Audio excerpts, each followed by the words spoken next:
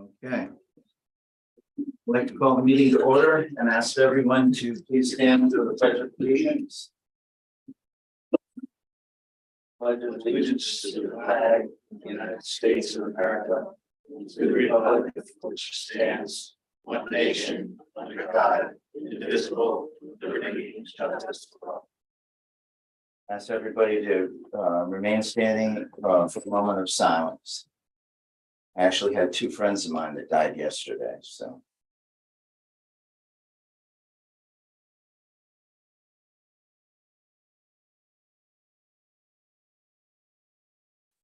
Okay, thank you.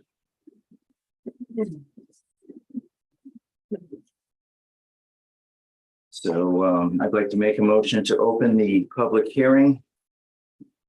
All those in favor? Aye. Aye. Aye. Public hearing is open.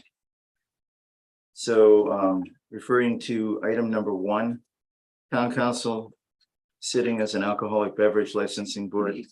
Notice is hereby given to the town council of Richmond being the licensing board in said town as provided under Title 3, chapters 1 through 12. The general laws of Rhode Island, 1956, as amended, that the following transfer application has been received for Class BV license, victualler license, liquor license from Boucher's Wood River Inn, transferring to, it looks like it's just transferring. Different corporate owners. Oh, okay. Do I Under need state to? law, they have to do a complete transfer as if it's a new license when the members of the corporation. Oh, okay.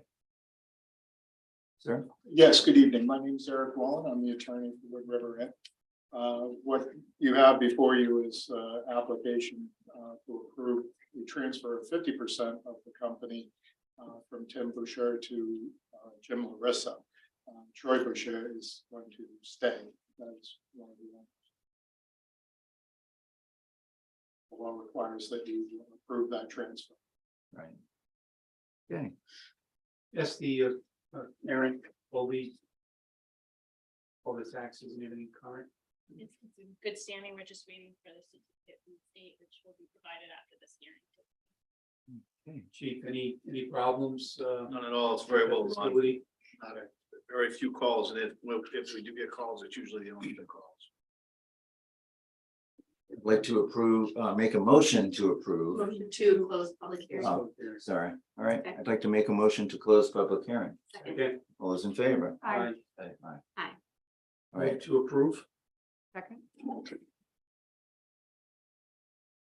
All those in favor? Aye. Aye. Aye. Aye. Okay. Here's that. Thank you very much. Thank you. Second is an outdoor entertainment license application for Clover Hospitality doing business as Elena's Ale House. Entertainment for live music May through November 2023. Motion to open public hearing. Second. All those in favor? Aye. Aye. Aye. Public hearing is open. Is any representative here?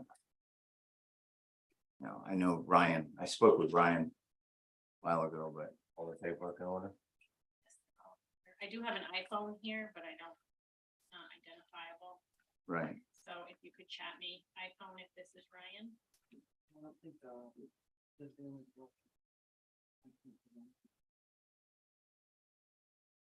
people must be calling because they can't get in through traditional factories a lot. Yeah, it's the facility, the golf course. This is the second year that they've done this. and it's- Yeah, no, I'm just saying if they're trying to get in by Zoom, they may not be able to. The problem's That might with be why- you logging in or other people can't log in? Both. Oh, okay. I have 8. Do you? Yeah. Okay. Yeah. People You saying there? they can't get in and I can. Oh. It's a different code from the 5 o'clock. I'm on the 6th. Yeah.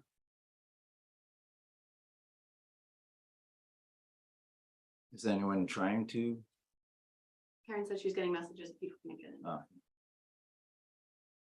But anybody that speaks specifically on this? Yeah, no, No?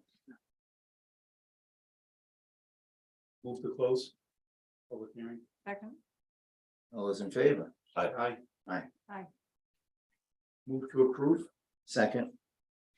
All those in favor, any discussion? Everything's paid up. Everything's paid up. All those in favor? Aye. Aye. Aye. Aye. Aye. Okay. Item number 3, outdoor entertainment license application. Applicant is Road Foods LLC, doing business as Elena's Coffee House and Walk and Roll. Move to open. Second.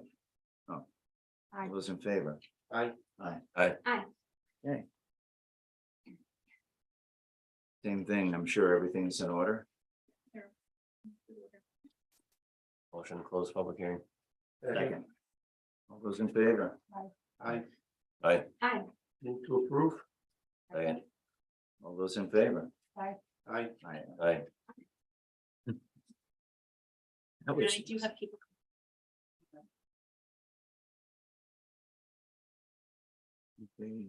Motion to open public hearing, proposed amendment, chapter 3.50.10 code of ordinances, tax exemption for older and disabled property owners. Second. All those in favor? Aye. Aye. Aye. Aye. Aye. Okay. This is, as you know, because you've been talking about it a lot, the ordinance that provides senior and disabled tax exemptions. Originally, you agreed that it should be amended to change the half exemption for people who live in mobile homes. And eliminate that so that they get the same exemption as everyone else. And the more recent change, based on comments that you had at your last meeting, is a change in the deadline for submitting applications and specific authority for the tax assessor to set a different deadline for receipt of supporting documents like income tax returns. Okay. Everything is in order for that right now, correct?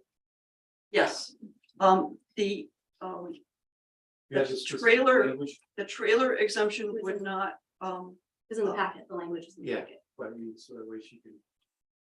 People out there in cyberland, they like to hear it. yeah, Oh, like read it? I Yeah. can read it. It's Um, long. To receive an exemption, a property owner must submit a completed and signed application form no later than April 30th of the year for which the exemption is claimed. The property owner must also submit documents that verify household income for the previous year, including federal income tax returns and year-end earnings statements for every person who lived in the household during the previous year. Tax assessor shall have the authority to establish a later deadline for the submission of documents that verify household income. While I was drafting this, I spoke to Carmen and she confirmed to me that she accepts applications all the way up until April 15th, but if they are not complete, if they don't include the tax return, she lets them submit that late for it. This, in other words, this is what she's doing already. And the ordinance gives her specific authority to do that. I'd like to see us maybe not go as far as April 30th. It seems like a lot of time to prepare the budget. And get everything together that they need. If we extend it maybe an additional 5 days or something, because I know that it's in line with, you know, in tax. Carmen did not express any problem with extending it for 15 days in terms of the amount of time that she has to certify the tax roll. Right, so April 30th was the exact like limit, I believe, right? So It's April 15th now. No, that I'm saying like for her comfort, it was up until the 30th. I just think it might be good to have it be like maybe the 20th or, you know, kind of in the middle there. That way we have a little bit of extra give. She didn't think that it was necessary to make it any She- shorter. Here. Yeah, I mean, Mr. President, it you would wanna- be easier to have all the information in right away so we can get the numbers more accurate. Well, this is the extension for the application itself and not for the supporting documents. Right, right. Right, so the 30th wouldn't completely just derail your job. make It wouldn't hard. derail it. It would be easier if it was a little earlier, not all the way to the 30th. Right, so that's why I'm kind of saying like, let's Maybe have one maybe- of the maybe- maybe the 25th, right, like somewhere. Just somewhere, maybe not all the way to the 30th, but yeah, Right. the 20th. And perhaps clarification, if that falls on a weekend, it would be due Right. the Monday after or the Friday before, whatever works. I think that's a good idea. Maybe the 25th would give you 5 days to kind of collect things together and give us a better estimate. Can we change that? Yep. Should we vote on that? You can vote to approve the amendments as amended during the public hearing, Mhm. and that will take care of it. The fact that you're allowing people to submit on the other documents that they did not have at that time, that to me, that makes all the difference in the world. Right, People's Yeah. anxiety when they can't get the documents. Right. That's what was through. the Or if vote. somebody has an extension to file their federal tax return, there's different circumstances. Right, correct. Yeah, so in that case, the 25th to 30th, the big thing is being able to submit the tax return at a later date, as long as they got the As application. long as I've got the application. And you have an idea of what it's gonna be. Exactly. Yeah, and she was doing that already, but this makes it clear that she has the authority to do that. Right. Move the close. Second. All those in favor? Aye. Okay. Move to approve with the changes from the 30th through the 25th of April. Second. All those in favor? Aye. Aye. Excellent. Okay, item number 5, consideration of the proposed. We need to make a motion to open public hearing on item number 5. So move. All those in favor? Aye. Right now. You were at this consideration of the municipal budget for fiscal year 2023-24.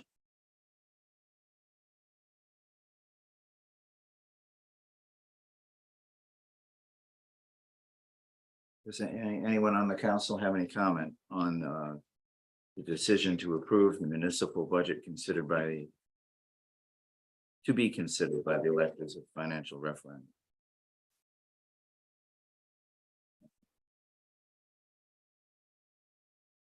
Mark?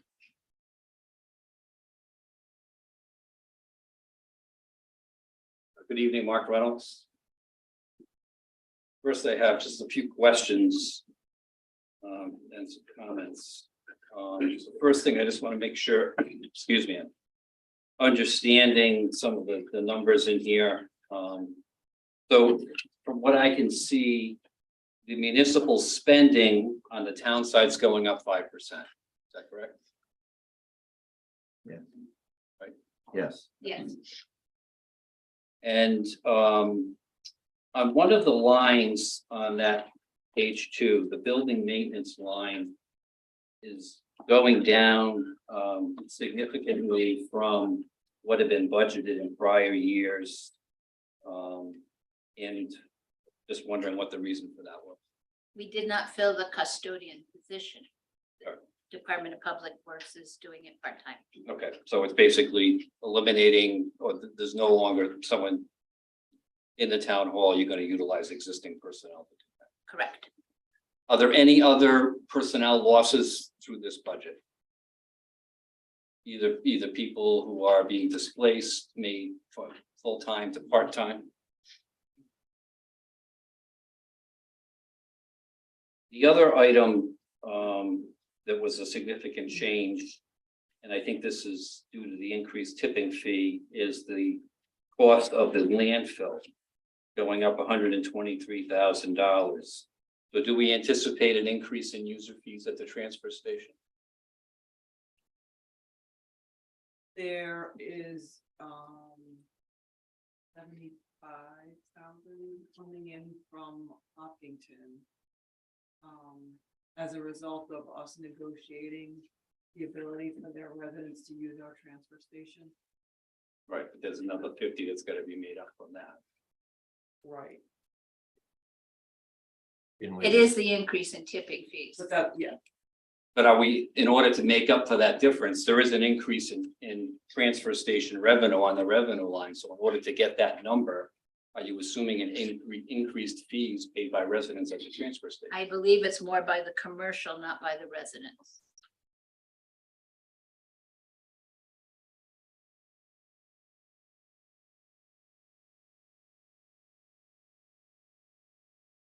The other question I had, this is really mundane, I think, but the interest income line is predicted to go up to $50,000 from 10. Is that just because interest rates are going to be higher? Absolutely. There's not any change in, No, in investment Investments or anything. policy or strategy, no.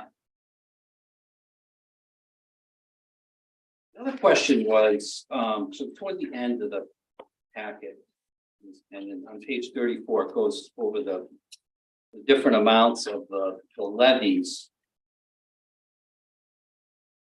And as you would expect, the residential tax levy is going up from 17.8 million to 18.3 million. But the amount of the levy on commercial real estate is going down from 1.9 million to 1.5 million. Why is that? I would have to defer to the tax assessor. I would imagine that their values didn't raise as much as the real estate values. I think the average increase across commercial property was about 7 or 9%, whereas residential was 39%. Wasn't that due to policy? The policy that was put in place, the residential properties had to be adjusted to market value? Everything was adjusted to market value, From but what I, commercial just doesn't increase as quickly as residential did. Okay. from what I read, the business values went down 25% and the residential property values went up. Well, according to this, the estimated revaluation went up by 8.5 million on the commercial real estate. It did But go up. but the levies, Yeah, but the levies value going went down down. because it didn't go up as much as. the Exactly. Yeah. So although I support the budget as a whole, I do have some concerns about the use of the fund balance and to offset this year's tax increase. And I think it's important that when this council speaks to the residents about this budget and what they're doing, that they be honest with them about that, understanding that you're just delaying the tax increase for a year. Ultimately, residents are going to have to pay this tax increase next year. And on top of that, they're going to have to pay next year's increase, whatever that might be. So you're putting it off for a year. It's not going away. This money is going to have to be made up, and it's important that the residents understand that. And I think that it would be the residents who are on tight budgets would be better served by a small increase this year and a small increase next year instead of no increase this year. And then you're setting them up for sticker shock next year when they get their tax bill, like, oh my goodness, what happened? People, again, on tight budgets have an easier time finding a few more dollars today, and then a few more dollars again next year, then they're going to find a lot next year. And we don't know what next year is going to bring. We could have an unexpected expenditure that we can't cover with APRA money anymore. And we're going to be bumping up against that 4% cap. That's the other problem. Instead of spreading out the tax increase so you don't bump up against the 4% cap, you're putting it all into next year and running the risk that you're going to have that issue. So I really am concerned about the use of the fund balance to offset a tax increase. If you want to use that money to benefit the town, put it into road maintenance, add to that line, put it into trimming the dead trees back from the power lines on town property that isn't gonna be done by National Grid or in other areas of town. You wanna use it for those kinds of capital expenditures, one-time capital expenditures. That's the way to use it. And I think Ms. Kenyon pointed out, and the recommendation of the finance director's organization, I can't remember the name of it, That was good enough. is that you don't use fund balance for recurring expenses. The best practice is to use it for a one-time expense, so you don't have to make it up the following year. So I'm very concerned about that, and like I said, I think it's important that you make sure the taxpayers are aware, you're gonna pay for this next year. Because what I see this as, it's more of a way that someone can put on a sign or on their website or somewhere else, I didn't raise your taxes. Well, in essence, you are gonna raise my taxes, but you're just gonna wait a year to do it. And the other concern I have is next year, those same people who want to put out a sign are gonna recommend that we carve into the fund balance even more to offset next year's tax increase. So they can say again, oh, I didn't raise your taxes. Waiting, not knowing there's a ticking time bomb that when you can't carve out of the fund balance anymore, people are gonna get hit with a big bill. So I really think you need to be honest with people so they know there's gonna be an increase next year and it's gonna be more than you're accustomed to. The other thing that I want to speak out against, which I think would be terribly irresponsible, is to go further into the fund balance, to go below the 15%. Right now, yes, we're within our policy at the rock bottom minimum of our policy, 15%.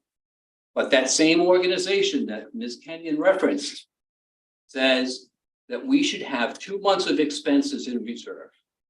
And in order for us to have 2 months expenses in reserve, from what I recall from the budget workshop, is it's around, you'd be around 16% fund balance, that, right? So we're below what they recommend we should be at. So we're getting on to thin ice here.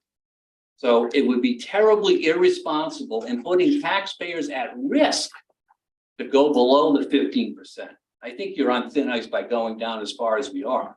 But to go even further would be terribly irresponsible, and I would urge you not to do that. Thank you. Thank you. Anyone else? Dorothy Devereaux, Richmond, Rhode Island. So what the gentleman was just saying, that the proposed 14.76, per thousand, that's for the 23-24 tax year, correct? And what he was saying was that the following year, then you're talking about there could possibly be a rate hike even more, in the 24-25 tax year. Most likely will be an increase there'll most likely be an increase either way. Just it will be a greater increase. The further we cut down the fund balance this year, the greater the increase next year. And I had, just because this is the first time I'm looking at this, this budget, but is there any money in here to repair any roads? Yes. There is. And where would that be? That's in the public works. So it is planned to go out for the bond that was approved last year for Okay. $2.5 million. Probably about $1 million of it will be spent next year. How would I know which streets would they be totally repaved or just, patched? Totally repaved on, right now, it's planned for Tug Hollow and North Road. Those are the first 2 projects. Okay, and to find out the balance of them, I would talk to the people in public works. Public work, yes. Thank you. Thank you.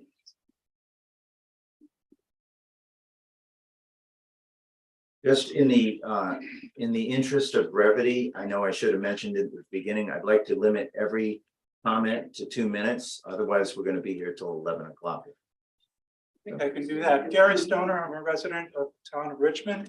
I want to be on record as being in favor of leaving the unassigned fund balance alone. And in favor of following the advice of our town financial director.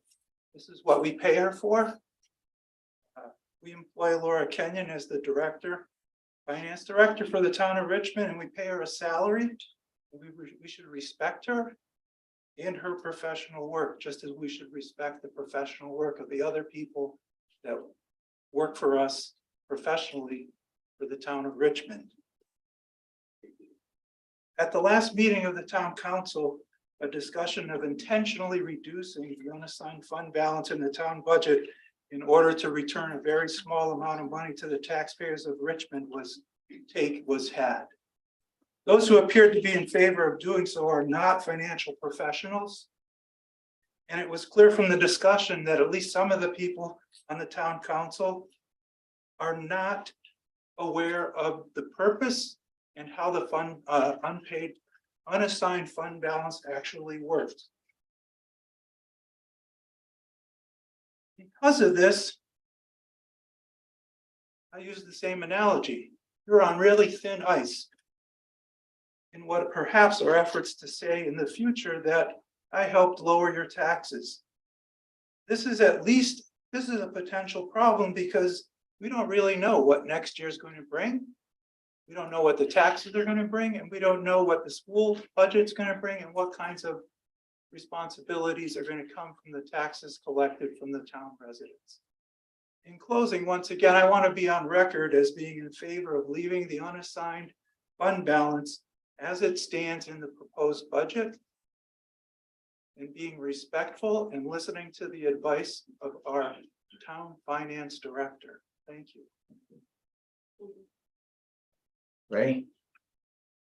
Ray Pouliot, Richmond. I have copies for the council.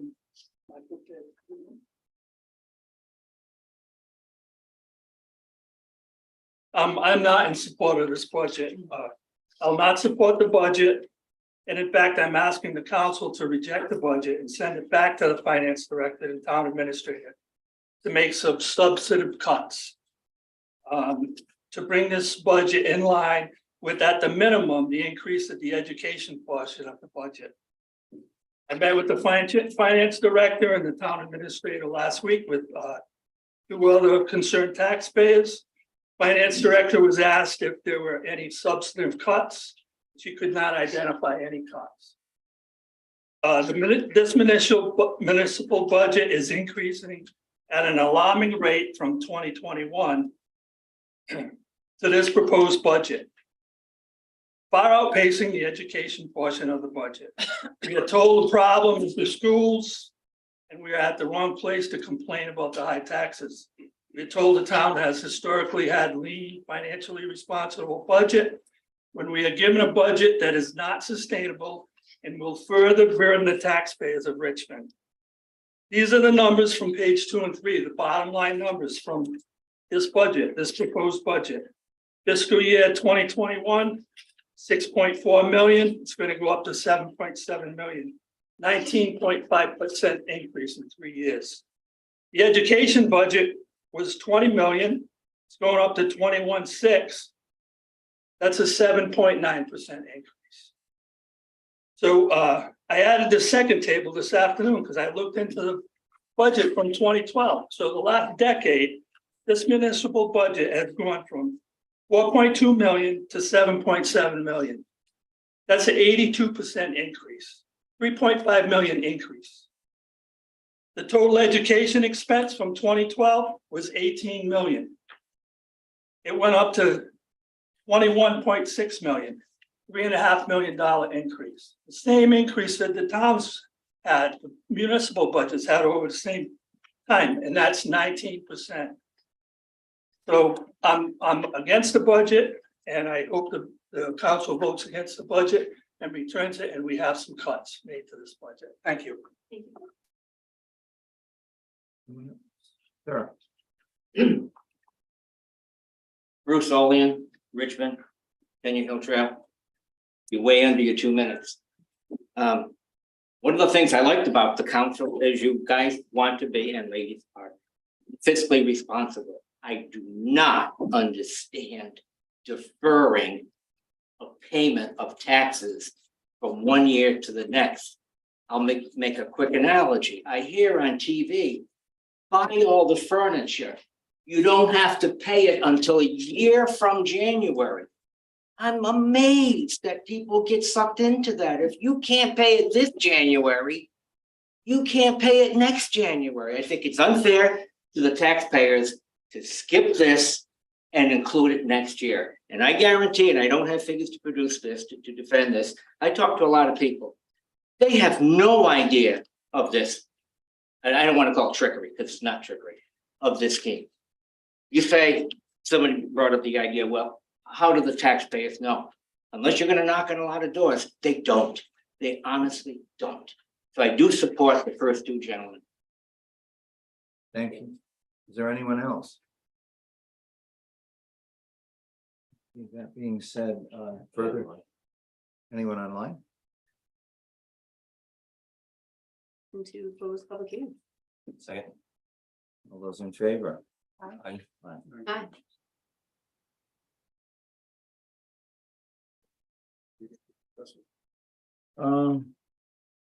Yes. So let's discuss it amongst council and then go from there.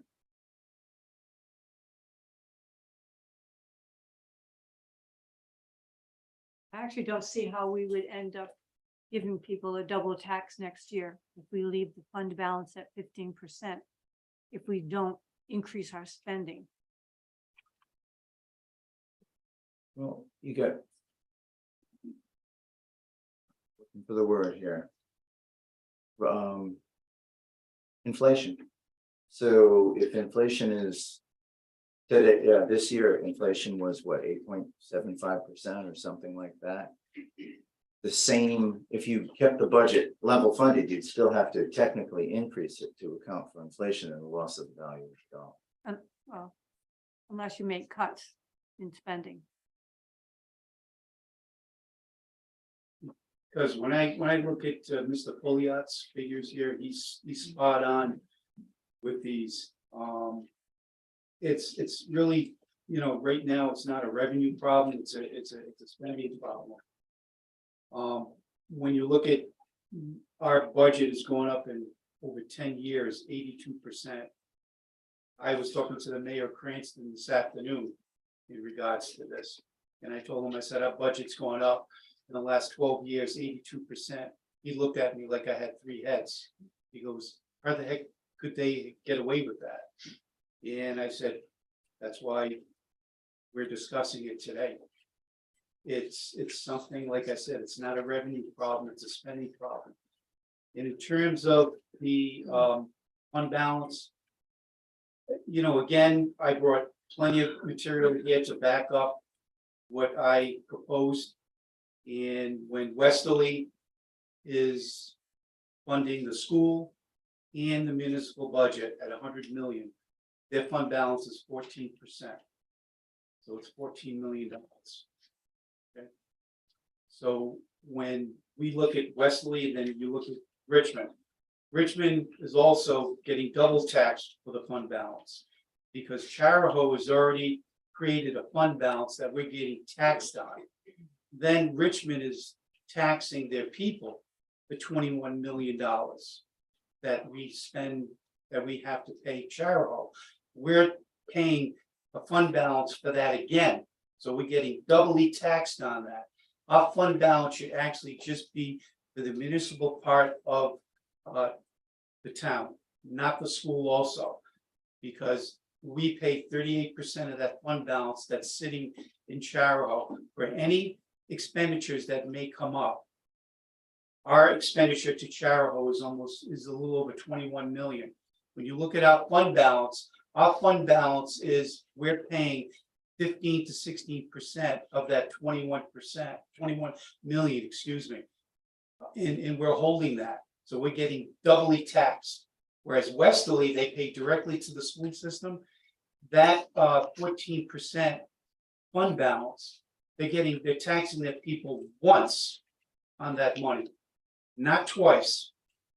So when you look at the municipal part of the budget, it's 7.7. If we're looking at 15% fund balance, we should have only $1.5 million in the fund balance, not over $5 million. in the fund balance. Okay, and some of us don't have to have a degree in finance to understand numbers, okay? So with that being said, we did do our homework, and when you folks look at how much your municipal government has gone up in the last 12 years, this is unsustainable. And it's nice that some of the people can say, I can afford my taxes, and the hell with everybody else. You know, where's your heart and your head together with that? I don't understand that. I really don't. Mr. President, Yes. nobody said that. But I just would like to throw a motion on the table so we can move it forward. So I'm gonna say motion to approve the municipal budget for consideration for the financial referendum. And making that. Thank you. Now we can continue the discussion. So my concern is to go against our professional. We have a professional, we trust our professional to do her job, and she has done her job. I would hate for something to happen and we would need the money, and then we need to go for an emergency tax increase on everybody because we cut our fund balance down below the policy that we already have in place. Now, right, Laura, could you address the double taxation thing that Councilor Colasanti was talking about? The school keeps, as currently in their budget, 2% of their budget in fund balance. They do not hold 16%, they don't hold 15%. So you would basically say the school is holding 2% of their portion of the budget in their fund balance. That's per their policy. Our policy is to keep between 15 and 25. But that 2% is based on $65 million. It's 2% of our percentage. Fund balance is 2%, 3% of the $65 million in the general budget. Chief, back in 2012, how many officers did you have? 13. 13. And before that, over the past how many years before we kind of gave them I a came on in 2010, we had 13. Yeah. Cops hiring grant 14, we added one. Just had a cops hiring grant last November. We have 15 now, which brings us level with Hopkinton, but we have a dedicated escrow. Right time. and our population has grown 4% 4%. in 10 years. So Mr. Oppenheimer sent me an email. And I didn't ask his permission to read this, but I'm just gonna kind of give a quick synopsis.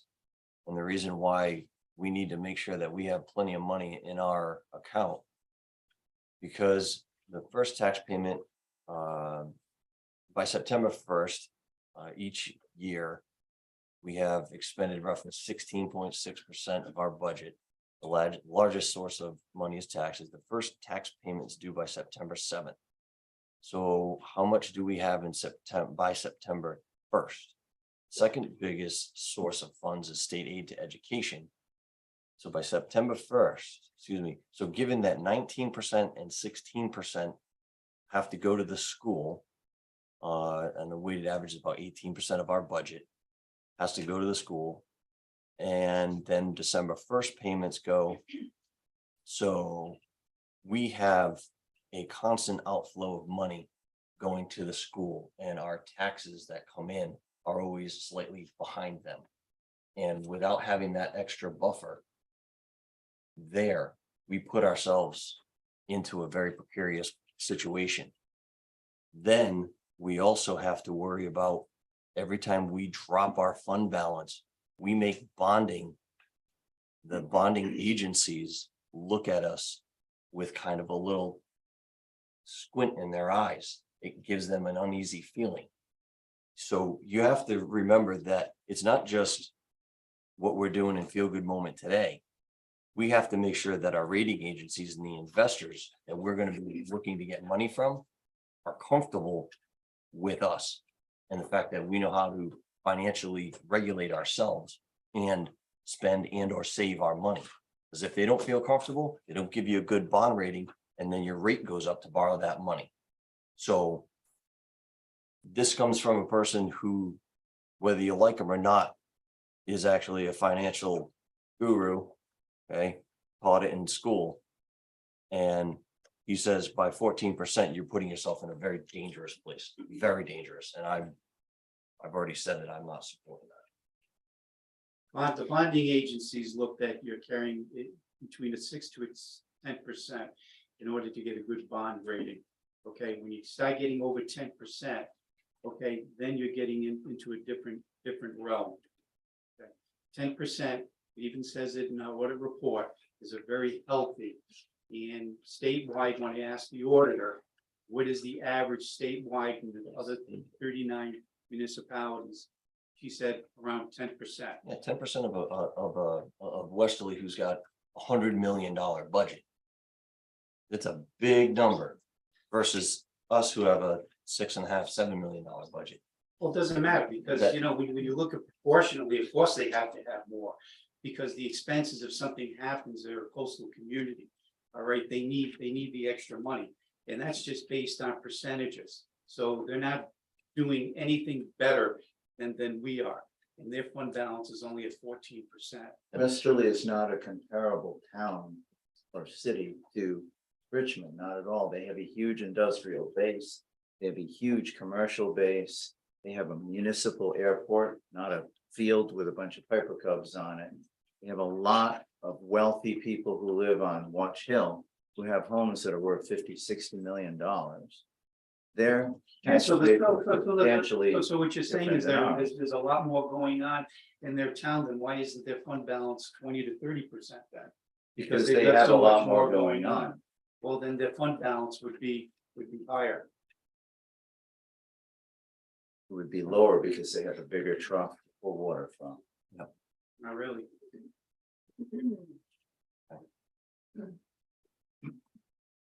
Are you still taking? Yes. Public comment, because Jessica Sal virtually has her hand raised. Sure.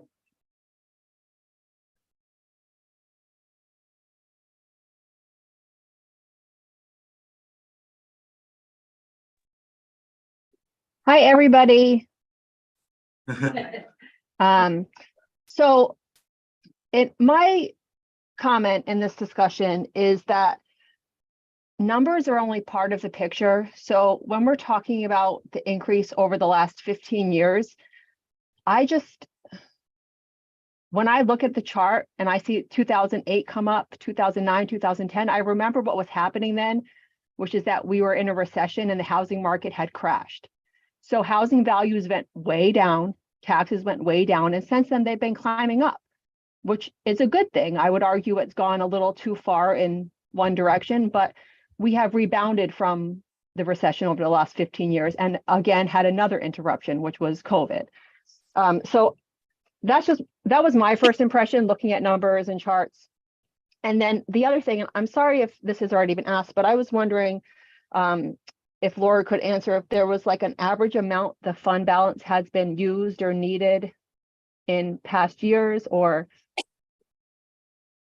It that's my varies. question. It- Okay. It does vary. Is there an average or not really over like say over the last 15 years? I have not done the analytical for that. Okay, thank you. So my question to you. Or is that? Are you done, Jessica? Yeah. Yes, thank you. Thank you. So since you've been here about 2.5, 3 years, what's the most that we've used out of our fund balance to pay for something that came up out of the blue?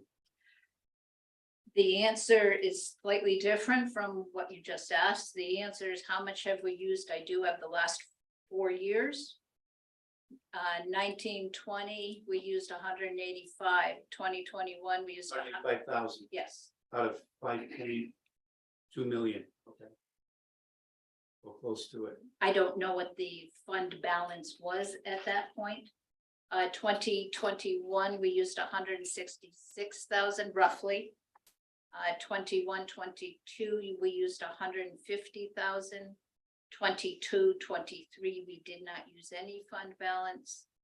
And now 23, 24, it is 259,000. That's only emergency expenditures. That's not the cushion that Councilor Nasani was mentioning, that cushion that compensates for taxes coming in after the fact that we've had to pay school budget payments and so on, right?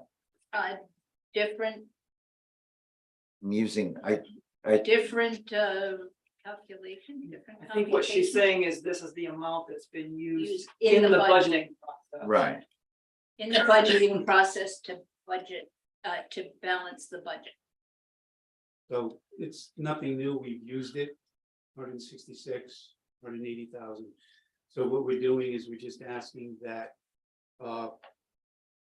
money that people have been pre-taxed on tax money that we haven't had to use, give it back to the people that it came from.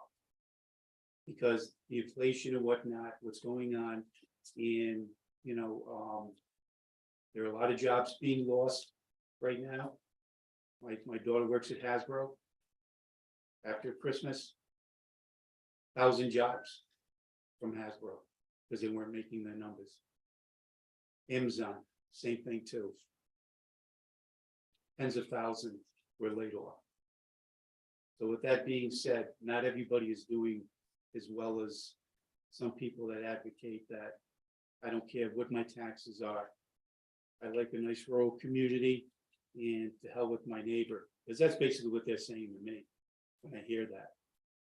Mr. President, nobody is saying that, just for clarity. I just- On record, nobody Well, is not saying- here, but I Please let heard, it go. I heard it. Sir. Are you in my discussion? Excuse me. I asked for the floor. I mean. Right, so my comment is this, we're discussing a budget, we're not making political points or It's not campaigning. political points. We're it's what all, my we're constituents all elected said here to me. already, so now we need to work together and stop constantly throwing hand grenades. Well, excuse me, Councilor Wilcox, you are not around me 24/7. You do not hear what people say to me. Are you a fly on the wall? Then don't That's a say, political question. then don't say to me that people haven't said that to me. Thank you. I have a question. Hey, Dorothy Devereaux, Richmond. So we said that the values of the homes after this reval went up 39%, is that correct? I know That was the mine- average, it was like Okay, I 38%. know mine went up tremendous amount. And as everyone knows, we're supposedly, I feel we are in a recession, so is the next one, when is the next reval? Is it 4 years or 3 years. 3? So in 3 years, you know, let's hope, knock on wood, that we're not in a severe recession, but if we are, our home values could go down, is that correct? Yeah, it could. Yes. Yeah, 2008, mine dropped. Yeah, I know, Like but I everybody else. forget what year it was, but I had looked it up and mine had dropped. Okay, so that's because it's supposed to be fair market value. Right? That's what the assessments are supposed to be. And these are fair market values as of last year. Yeah, I realize that. And when you say last year, you're saying 2022? Yeah. Yeah, that's when they came out as summer of 2022, I believe. December 31st, 23. Okay.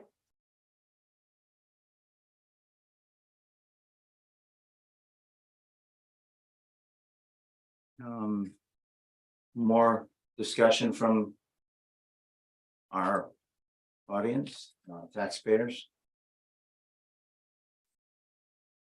Okay, any further discussion up here? Yeah, the last meeting, we had 3 people that got up at the podium. And everybody was sitting here, no one was absent. And anybody can watch the last meeting. These people got up and said that they were having a hard time paying their taxes. and they couldn't believe how much the taxes have gone up over the last 4 or 5 years. So I don't know what reality some people are living in, but that was the reality I listened to. And that was just a small cross-section of what I've been hearing. So you can't say that Council Colasanti hasn't heard this, because these people stood right there at that podium at the last meeting. So maybe people forgot. So just so we're all clear, that this $259,000 that we're gonna take out of the fund balance to put into the to balance the budget here. That money's has to be made up next year, right? What does it save each taxpayer? Because it took that rate and it brought it from, That's gonna vary on how much their right, value change. on the I mean, average. It's, what was it, about $100? Isn't that the number that was? For some homes annually, it would be 43, others it would be $81. For some, it would be 27, some actual homes I've told. So it is varying, but I haven't personally, I mean, that's spot checking. Right. But I haven't personally found one over $100. Which annually, that's what we're looking at our current budget. Yeah. Ray, could you?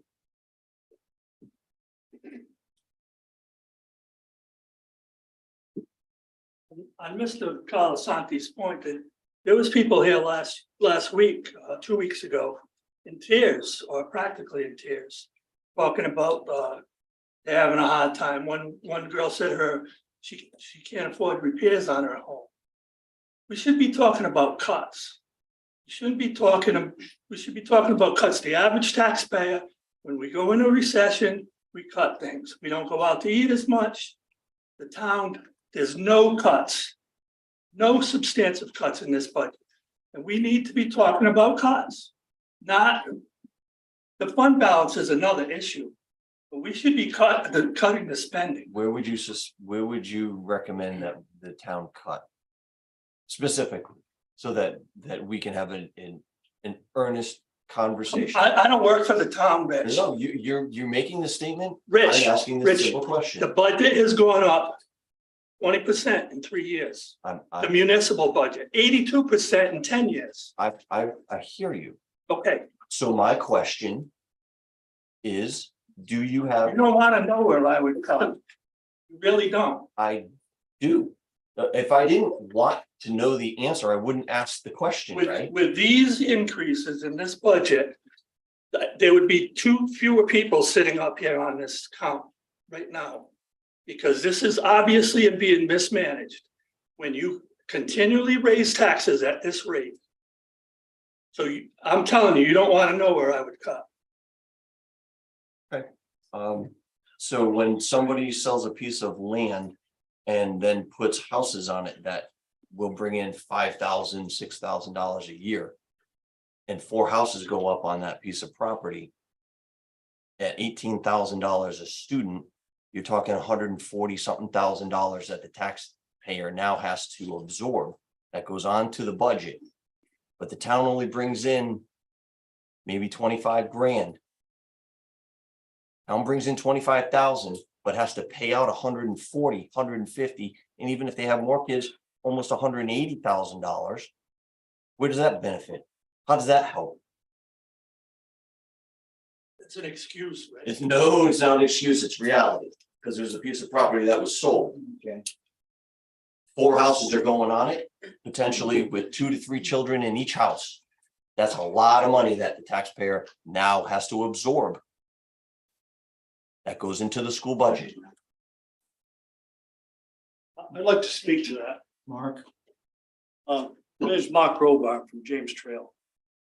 You want to talk about property being sold. One of the main reasons why property is being divided and sold today is because of the cost of the taxes. There's no more hay fields, no more corn, because there's no more silage to grow anyway. People complain about cows, all right? So how does a farmer support that acreage if he doesn't turn it into house lots? You keep raising taxes when what we need is cuts. Thank you. And putting that extra money that is in the fund balance towards offsetting your taxes this year. What it is, you got it, really, it gives you a start. And what we're gonna have to do is really work hard to make sure that our taxes don't go up exponentially next year. If you're willing to do your homework and do the job that needs to be done. There has to be a moratorium on all new hires in this town. Because it's not so much a revenue, it's a spending problem for a town our size. So with that being said, there's gonna be some real tough decisions that are gonna have to be made. I know some people sometimes don't, I'm not talking about the council, but don't have. Please don't No. project it's not. people's thoughts. That's why I just said that, I'm not projecting the council. But a lot of people will say out there that other people just don't have the stomach to make the hard decisions that they have to make. So next year, when it comes down to budget time, when it comes to the school budget and whatnot, you got some good people that have been elected to the school budget, to the school committee, that will keep an eye on fiscal responsibility. There are people here in this town that will watch for fiscal responsibility. And everybody benefits from that. Mr. President, unless anybody has anything new to add that wasn't mentioned last meeting or was Right. mentioned tonight, maybe we'll bring it to a vote unless somebody has anything new, of Okay. course. So, at this point, I'd like.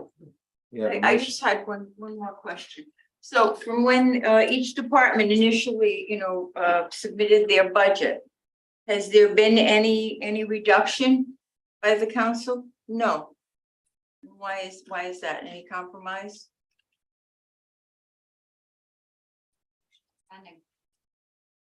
Well, we did make a number of cuts. There were about 4 of them we did, but the first meeting with the council, just the council, anybody could come, but it wasn't a public meeting. And that meeting, we made at least 4 substantial cuts. To which departments? Do you remember what they were? So, I know one. I was would like to give $35,000. credit, I would like to give credit first to the administration and the staff. They presented budgets from a bottom zero based and said, what do I need to provide the services? If you look at the budgets, they're operating budgets, which is how they operate their equipment, maintenance supplies, office supplies. Yeah, I saw that. Did not increase. A lot of the departments level funded their budget. Okay. The increase, honestly, there is an increase for personnel. But So there is that also- also an increase in our cost of health insurance. So that also. And that totals for the town about $140,000. It was in my presentation. And all that's total. both the salary increases and the medical. And, Person. and the social security and FICA that would go with it as well. So that's the total increase in personnel. Of the whole budget. However, to offset that, we have additional revenue coming in. So the municipal budget was proposed with no tax increase, no additional tax revenue dollars, just as a base. And I will go back to say, I credit the staff for putting in a budget that was level and as best they could. If they had put in other requests, we could have cut. But, and if somebody wants to say, well, then cut something, we're here for, okay, we'll cut that. But with that, with the staff being that responsible, I did not see any cuts when it came to the administrative side. What we need to consider too is with an 8.75% inflation rate, a level funding is a cut. That just hyper using my own personal, I got a 2.8% raise this year at my job. So I got a pay cut at my day job. I understand that. Thank you. We will. Yes. Any Cyberland things before I? All right, so I'd like to vote on the motion on the floor. How do you vote? The motion is to approve the budget. Yes, that's what Nay. it says. Michelle? Yeah, Yes. Yes. okay, the motion goes to the voters. The budget goes to the voters, right? All right, do we have to do anything with the approval of the ballot question? All right, motion to approve the ballot question. We need a ballot. We need a ballot question? There wasn't one this immediately, but The charter did not include language like the Charahoe Act does with the ballot question.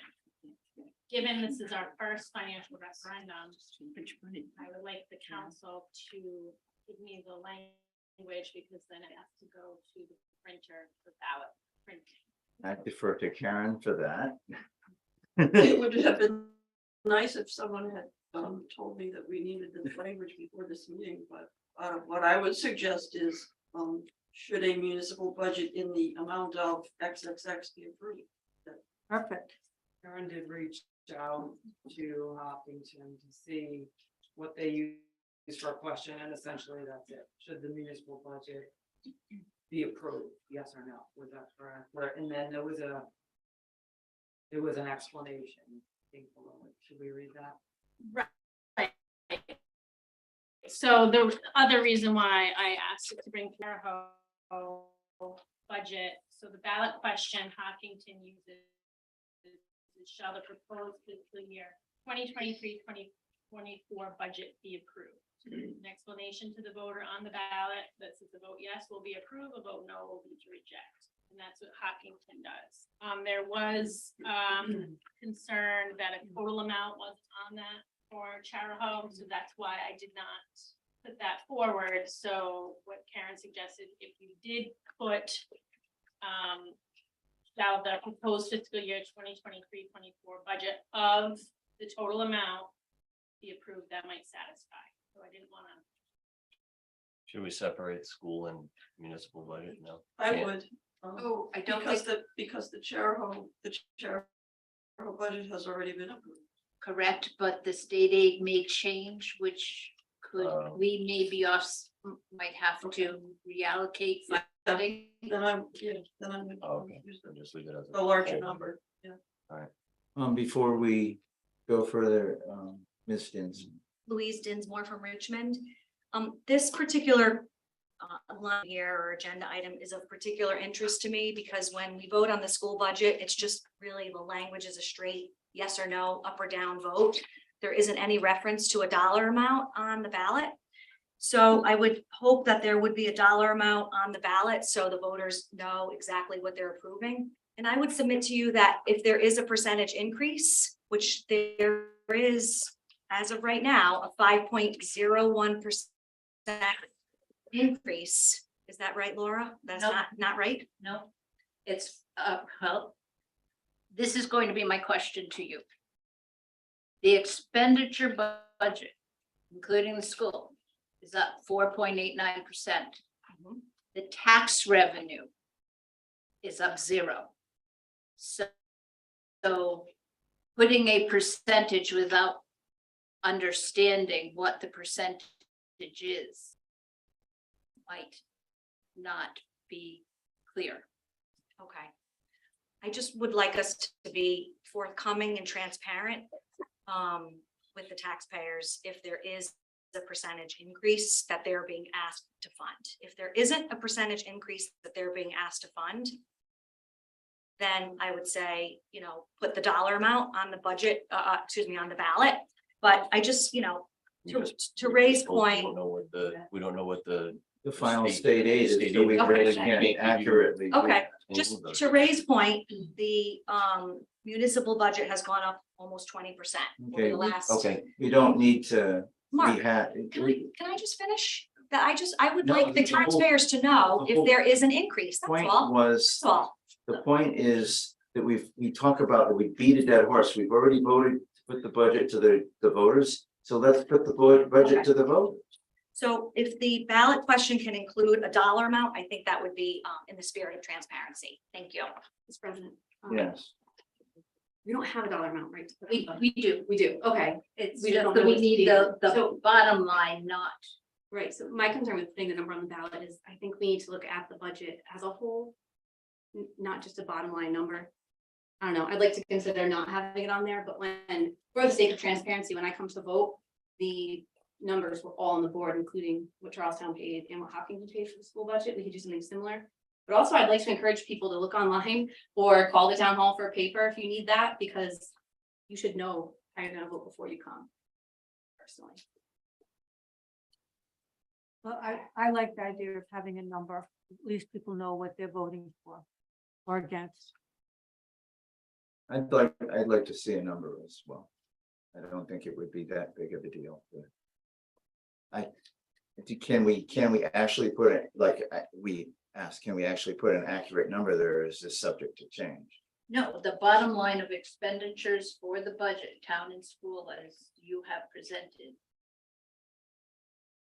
is double check. There is a number, but Right. it's 29,445,115. I think it's kind of strange to put, That includes the school. That's what I'm saying. That- Should that say inclusive of the school budget in the question? Right, because that would be more Because- clear that And we're not. that's why, again, That's why I'm saying we need to look at the budget as a whole and be informed, educated voters before you're coming through the front.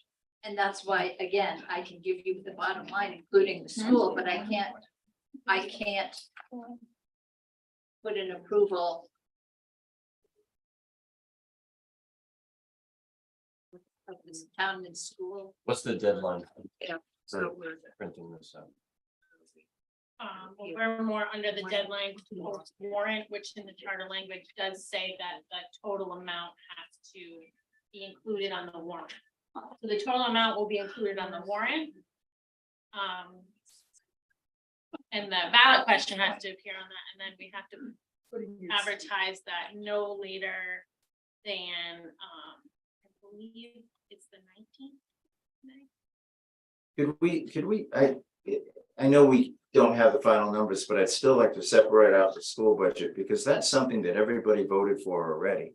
They voted for a tax increase by approving the school budget. Then we can break out the school side and the town side.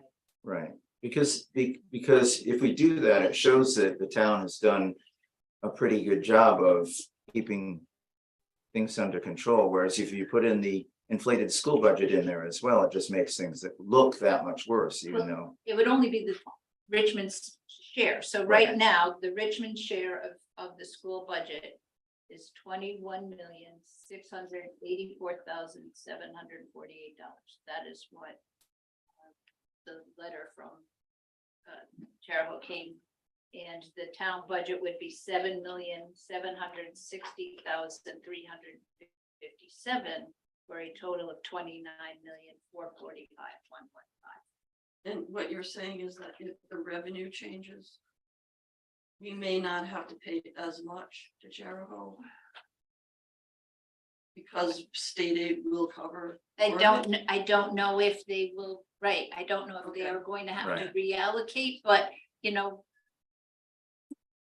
Well, the bottom line is it won't be more, it could be possibly less. or. And if it's less, then it'll affect your mill rate, and your mill rate would be a little less. It would only affect the fund balance, it wouldn't affect the mill rate. It's mill rate. It depends on, it honestly will depend. No. The mill rate will vary depending on the assessments.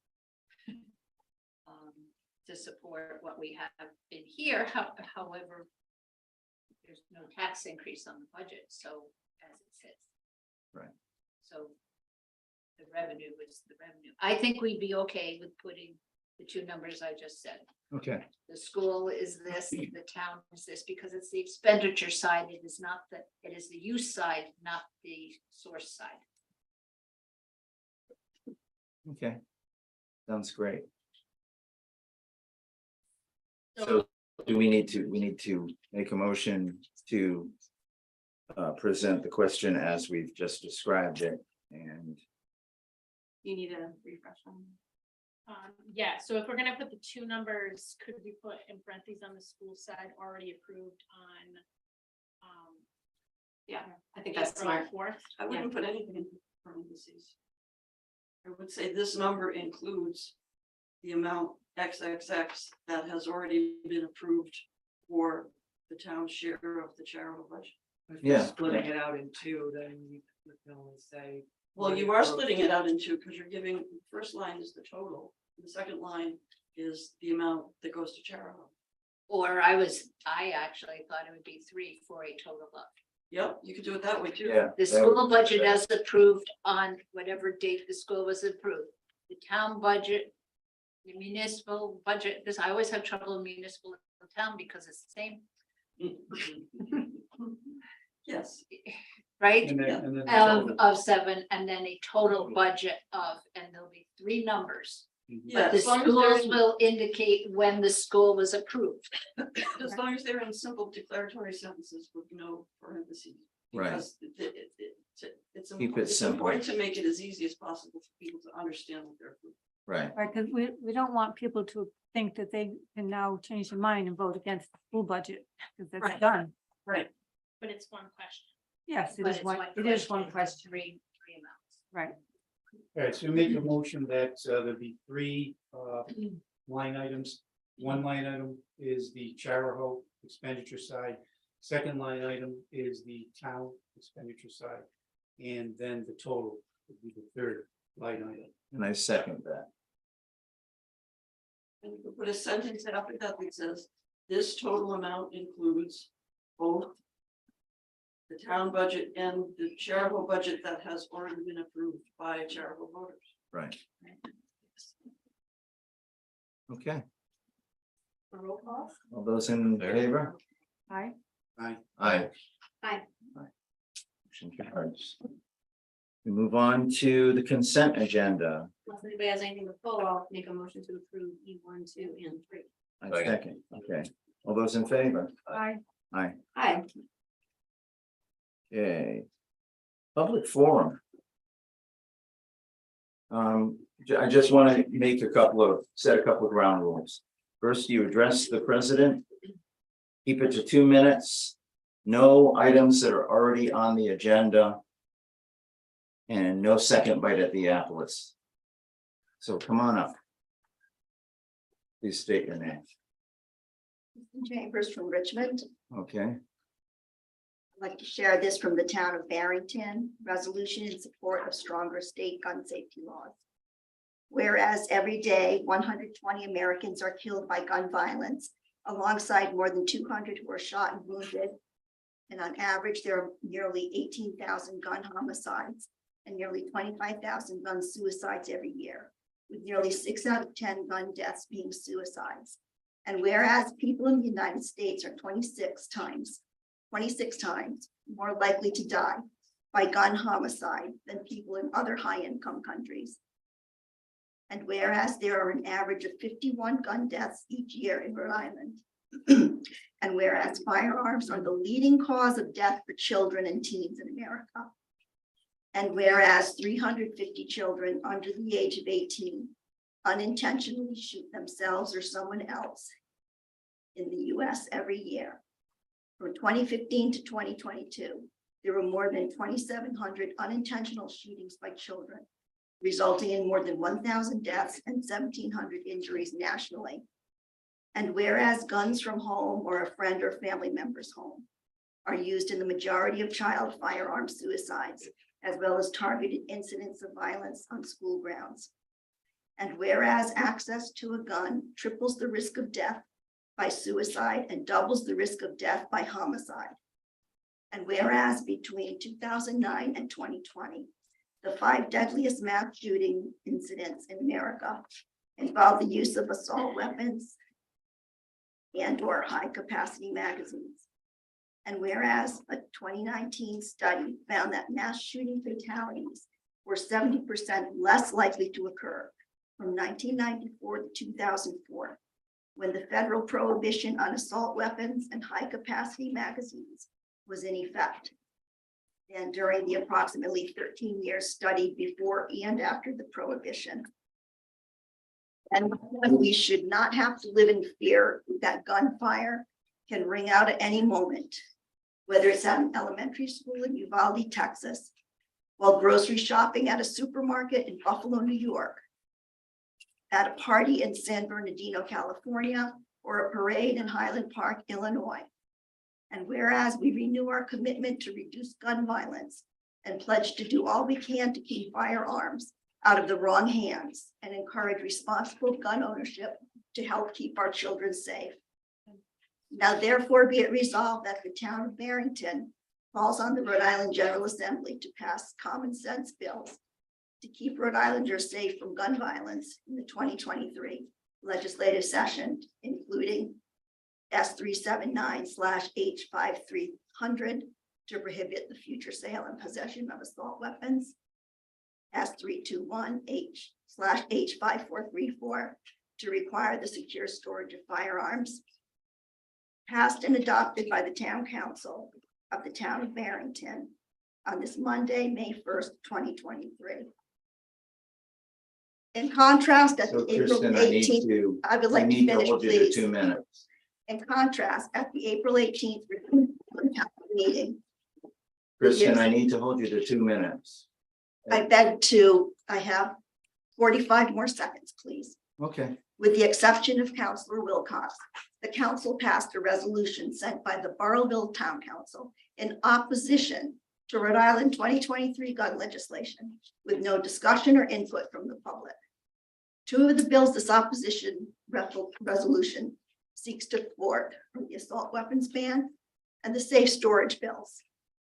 This resolution also calls for repealing the Rhode Island General Law 114760, a law banning possession of firearms on school grounds. It is sadly ironic that the agenda for the April 5th Richmond Town Council meeting began with a moment of silence for victims of a mass shooting at a school in Tennessee and ended with an item entertaining the idea of opposing gun legislation with the potential to save lives, including requesting lawmakers to repeal a law specifically in place to keep guns out of schools. The resolution, supported by 4 out of 5 Richmond Town Council members, demonstrates a gross misinterpretation of the Second Amendment and a lack of support for public health and safety. I urge the town council to rescind its support of the Barrowville opposition to gun safety resolution and to instead vote yes for Barrington's resolution in support of stronger Rhode Island gun safety laws. Thank you. Thank you. thank you. Anyone else?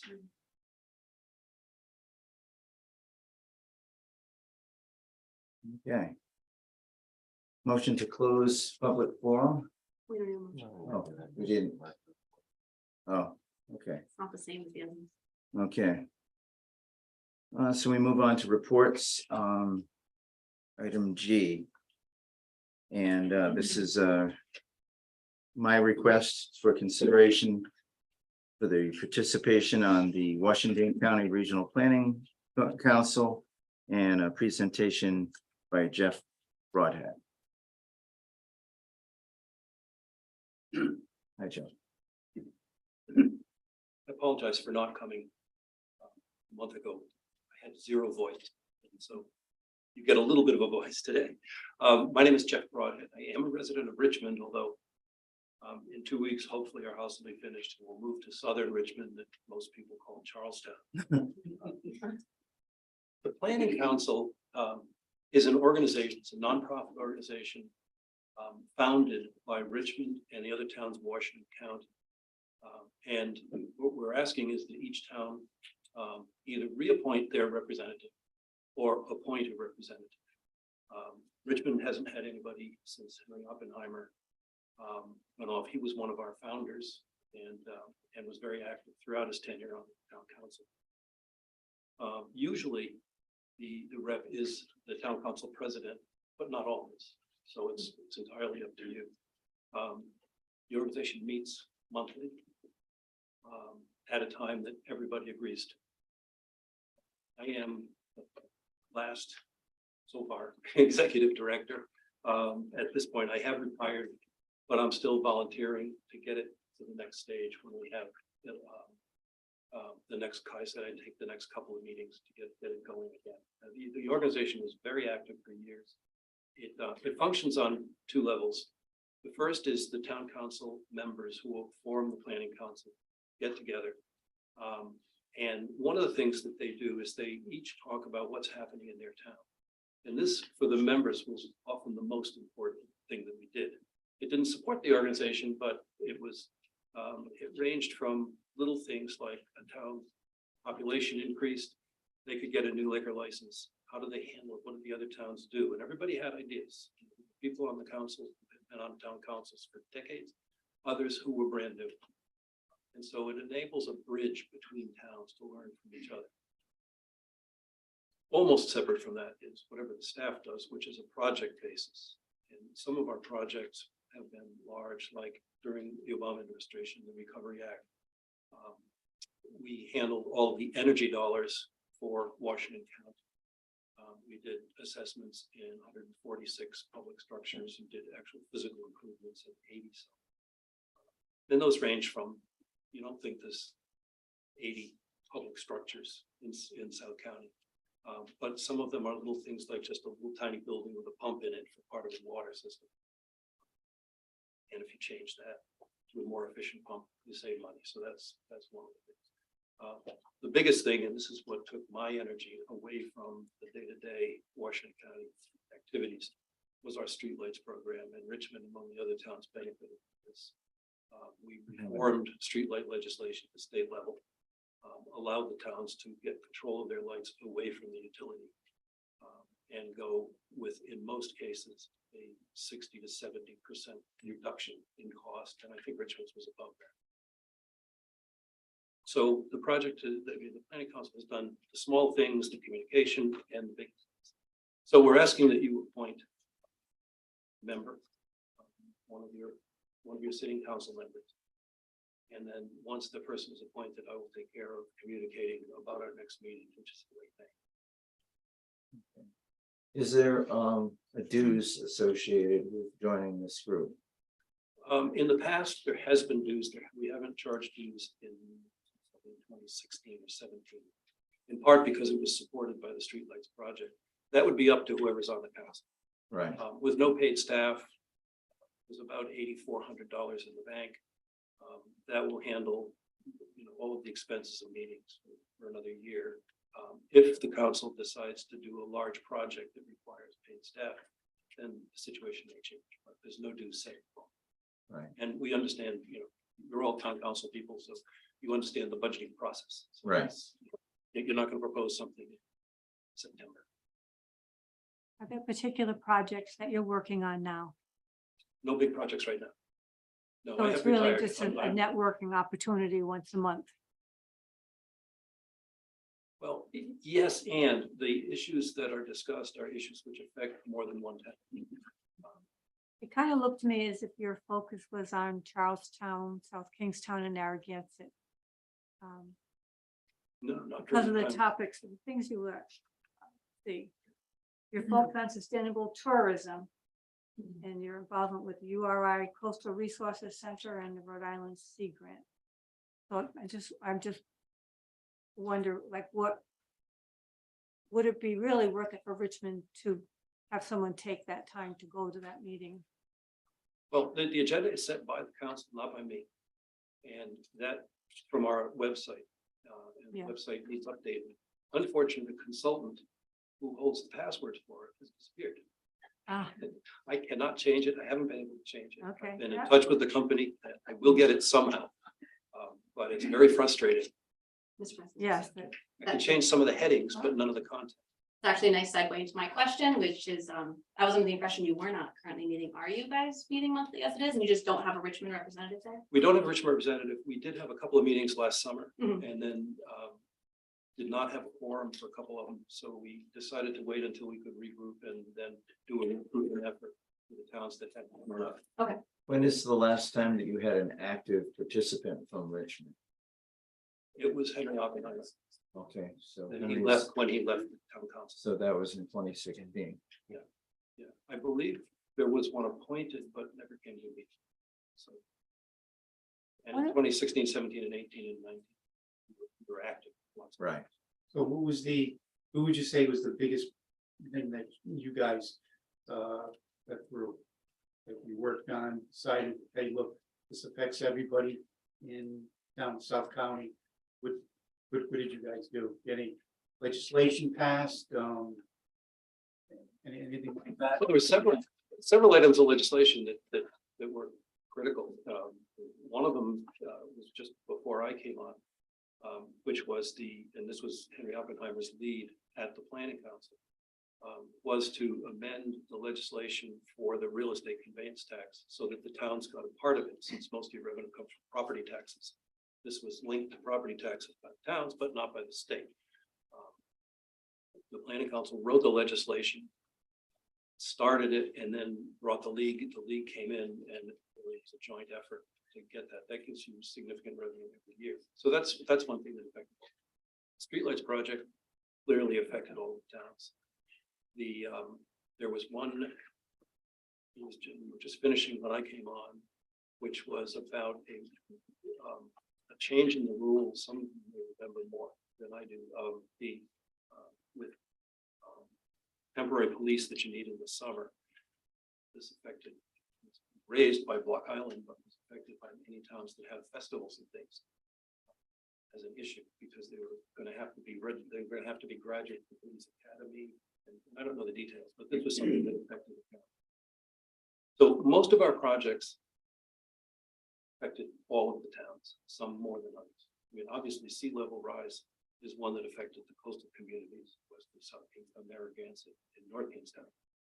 So about half of them, and Block Island. One of our concerns is unfunded mandates and the effect that it has on all the towns in the state that don't get a net surplus from the state in aid. The South County has historically been the piggy bank for the northern half of the state. And I would like to see the towns band together to stop that. It's just wealth reapportionment. It's wrong. We get mandates forced on us, and we don't get any kind of funding to fulfill those mandates. I have one more question. Sure. If I could.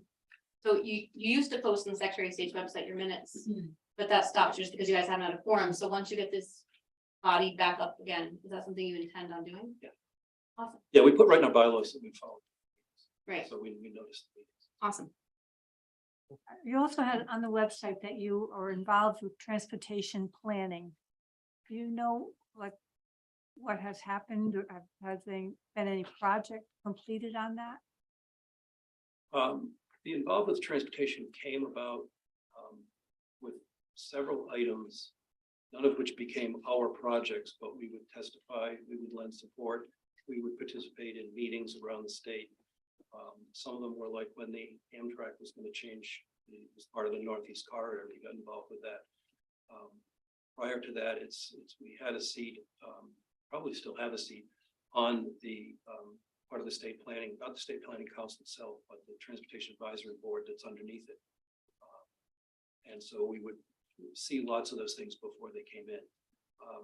That's one where I didn't do much of. I have a vision issue. I don't have any center vision. So reading a piece of paper that's handed to you at a meeting is something that's impossible for me. Give it to me in advance. Let me get it up on the magnifier and I can see it fine. Yeah. Similar problem with one eye, so. But that's it's one of the issues. We tried to be involved in many issues. We went up and testified in the state. And a lot more people from Providence and Central Falls that they're going to outnumber people in South County, no matter whether you're part of the planning council or not. But the voice gets heard. We really were listened to. Any other questions? Move questioning to the taxpayers. Any of the taxpayers have any questions? That being said, so I'd like to make a motion, and have Mark be our representative for the Second. RPC. Okay, and you second? All right, all in favor? Aye. Aye. Aye. There you go. Excellent, thank you very much. I love when people get volunteered. Yes. He was just going cold, and asking. Okay, Put it on. hopefully Jim Demeke is still available. Aaron, is he? So Jim is a member of a company that does economic consulting, and they actually do the boots on the ground process by which we would bring new businesses into town. They don't just make recommendations, they actually do the work. So with that being said, I'd like to invite Jim to start speaking. Hi there, can you hear me? This is Jim. Yes. Oh, great, thanks. It's always amazing to me when the technology actually works. So thanks for having me. So I did prepare a PowerPoint, and I believe you guys the town made me like ability to share my screen. Is that okay to do now? You should have permissions, yeah. Oh, great, thank you. Hold on one second and I will start doing that. Just gotta find out where that is on here. Oh, there it is. I see it. All right. I know it's a small state, but is that your brother Phil? It's on the- Yes, so I'm glad you brought that up. Full disclosure, my brother is Phil. And so I just want to be clear about that. I do a lot of work throughout New England and the Northeast. I'm located in Maine, but I'm glad that you mentioned that for transparency. I'm hoping that's an okay thing, but again, I'm not here to sell anything or anything. I was asked at the request of Mark, so I'm just looking for where I can share my slideshow here. Here we go. Excellent. Can you see that okay? No, oh, now we can. Still nothing. Huh. Tim, do you want me to try and share? Give me one more try, and then if it doesn't work, let's do it. I apologize. I know you got a lot on your agenda.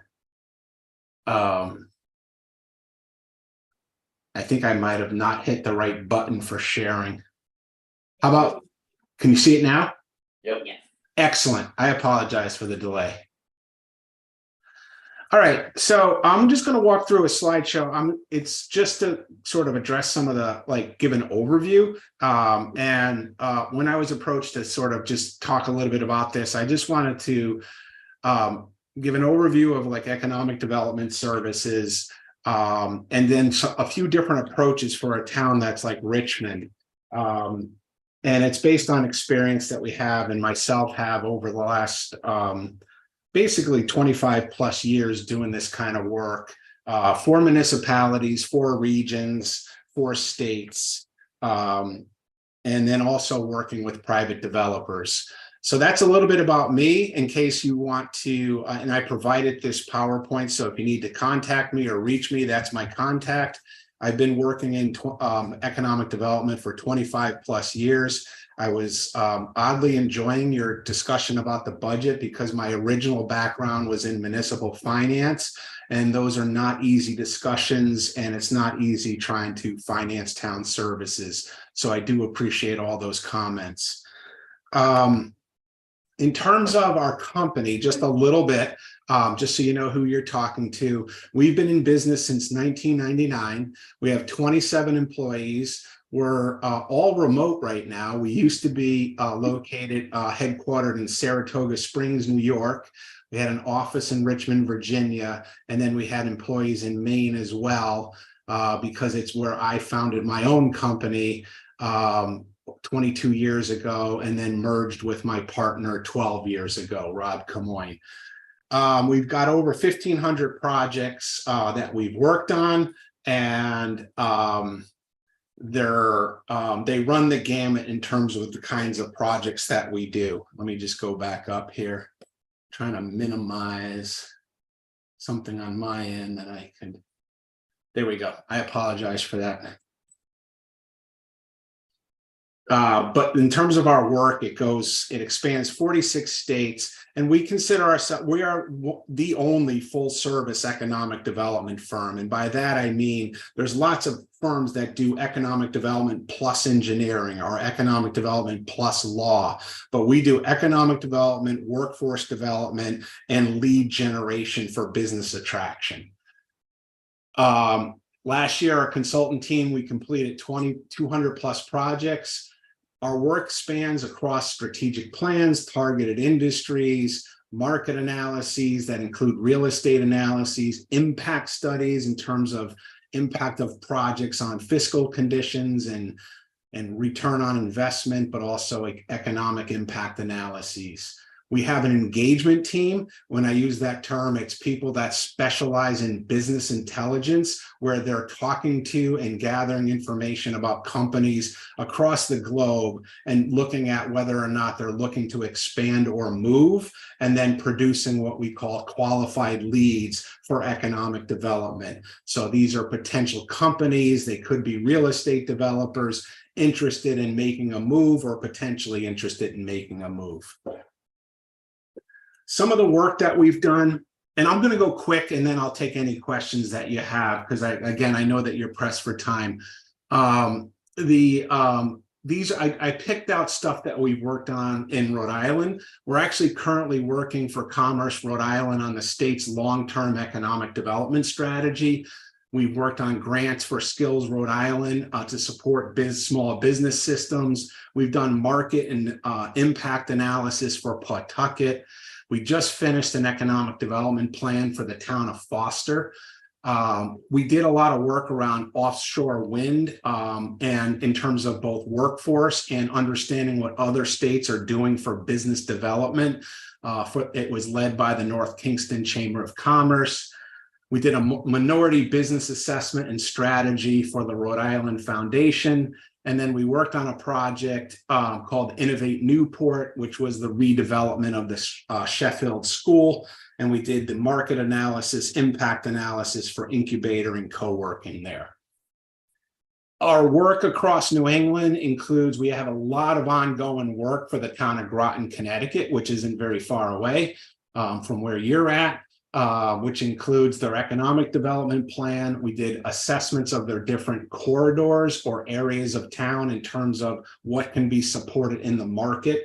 And then we also work there on an economic development financing tool called tax increment financing as well.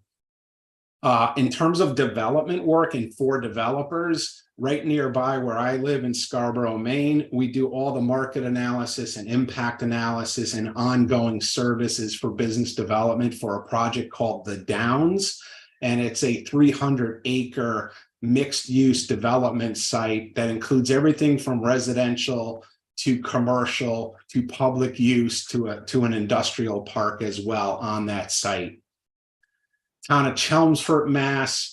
Their Route 29 business park was developed in the 70s and it was in need of a refresh. So we helped them through the market analysis and currently doing marketing and business attraction to fill some of the vacancies that's been there. And then finally, for Mass Development, which is the statewide organization that's works with the state as part of the state agency work. We've developed multiple market and feasibility analyses, and then working with towns on what's called district increment financing to finance different kinds of development, public and private projects. I was just trying to give you a spectrum of what we have for Rhode Island and New England as an example of our work.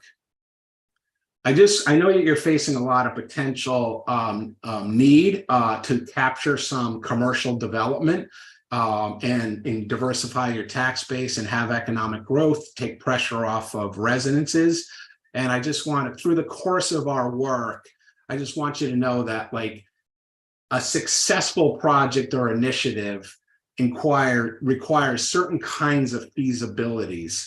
And I'll just be brief on this one. One is it's got to make sense in the market. Is it relevant based on what supply and demand in the market in terms of what people are looking for? Two, is it financially feasible? In other words, will it pencil out for a developer or a business on their private pro forma? And then secondly, does it also make sense financially for the town? You could have development in town that makes sense in the market, works for the private developers, but you might have greater cost to serve it than it is creating in revenues. So that financial feasibility is critical. Citizen and I call it political, but I don't mean DNR political. I just mean in terms of governance and acceptability and culture is citizen feasibility. So is the community behind the kind of development? Are they open to it? That kind of thing. Do you have the right technical capacity and organizational capacity to do the planning, the follow through, and so forth? So each of those are critical. A project could fall apart based on a problem in any one of those areas, and they all impact whether a project succeeds or not. So a few more slides, and then I'll open it up to any questions. So in terms of, it's not easy to attract investment. It's something that everyone's trying to do. And I just want to be honest with you too. It's hard to do at a municipal level. Partly because of the capacity level. Like, in other words, you don't have the staff dedicated to doing it, like a department that would solely be doing this kind of work. And it takes time to do.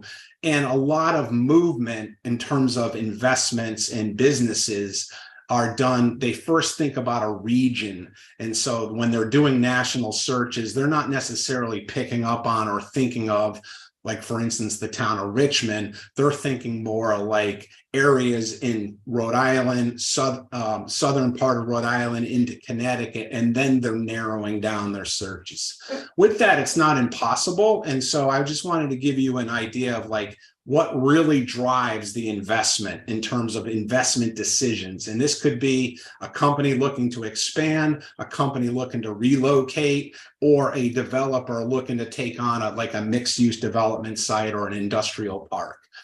To be in this game, a community must have available and ready sites and buildings. So in other words, like, it's not just, oh, we got some land over there, but it's going to need to be cleared and there's no infrastructure at all, and it's not yet permitted. Because speed matters a ton to private investors and developers.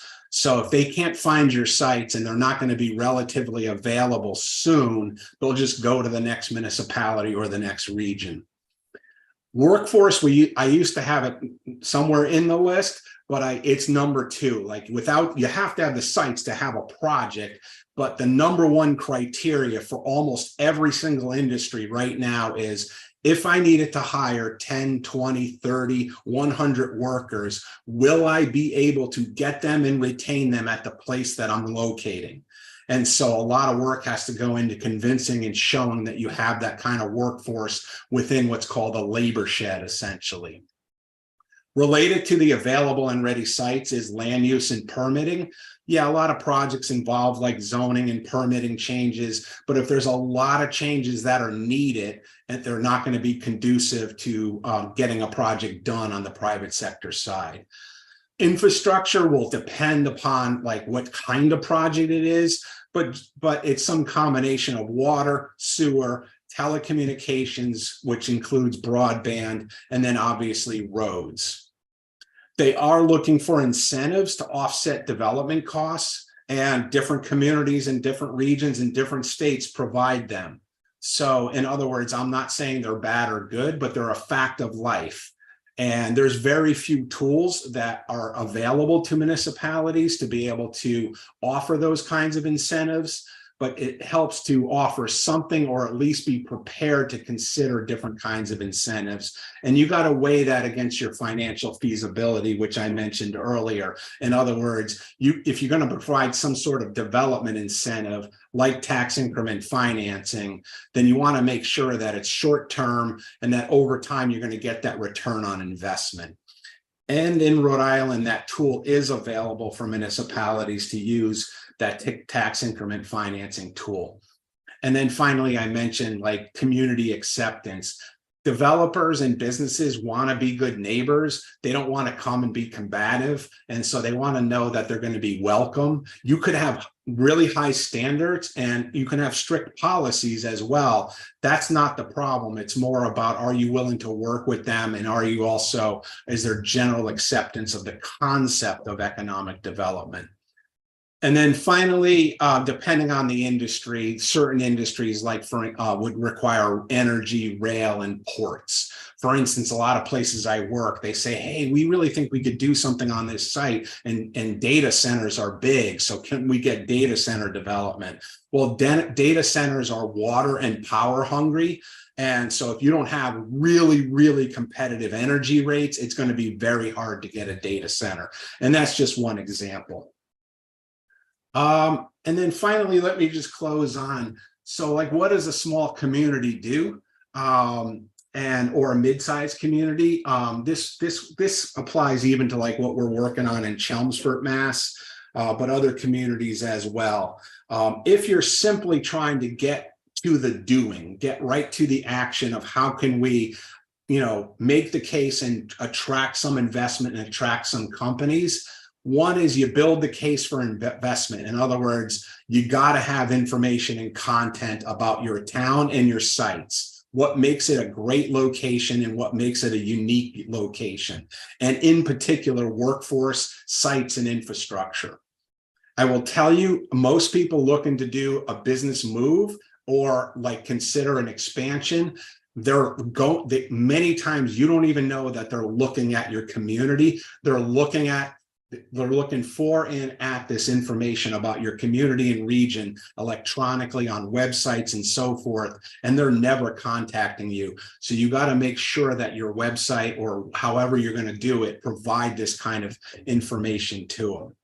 And then you got to establish your communication channels. If you don't have a town website that's conducive to economic development, because a lot of town websites are about services and meetings and those kinds of things. But sometimes it's important to have like a landing page specifically for economic development so that you can provide access to the information in number one above, plus track it over time. As you're doing this, it's really important to define the who. Who are you trying to attract, if not everybody? But you got to get the word out to businesses, because even though they might be an existing business, they may be looking for a move, and it may be within Rhode Island, it may be from another state. Developers, because sometimes the developer is the one building a site, and they're actually going to be coming with anchors or anchor tenants and then looking to expand into additional tenants, but they're the ones making the first decision about where to locate. Site locators, there are firms that specialize. They're kind of like Camoin, but they only work in the private sector, or mostly only in the private sector, where their job is to find the right location for their clients. And then finally, you got to help and you got to share your information with others, your regional and state partners, for example, so that they know that you have the sites available.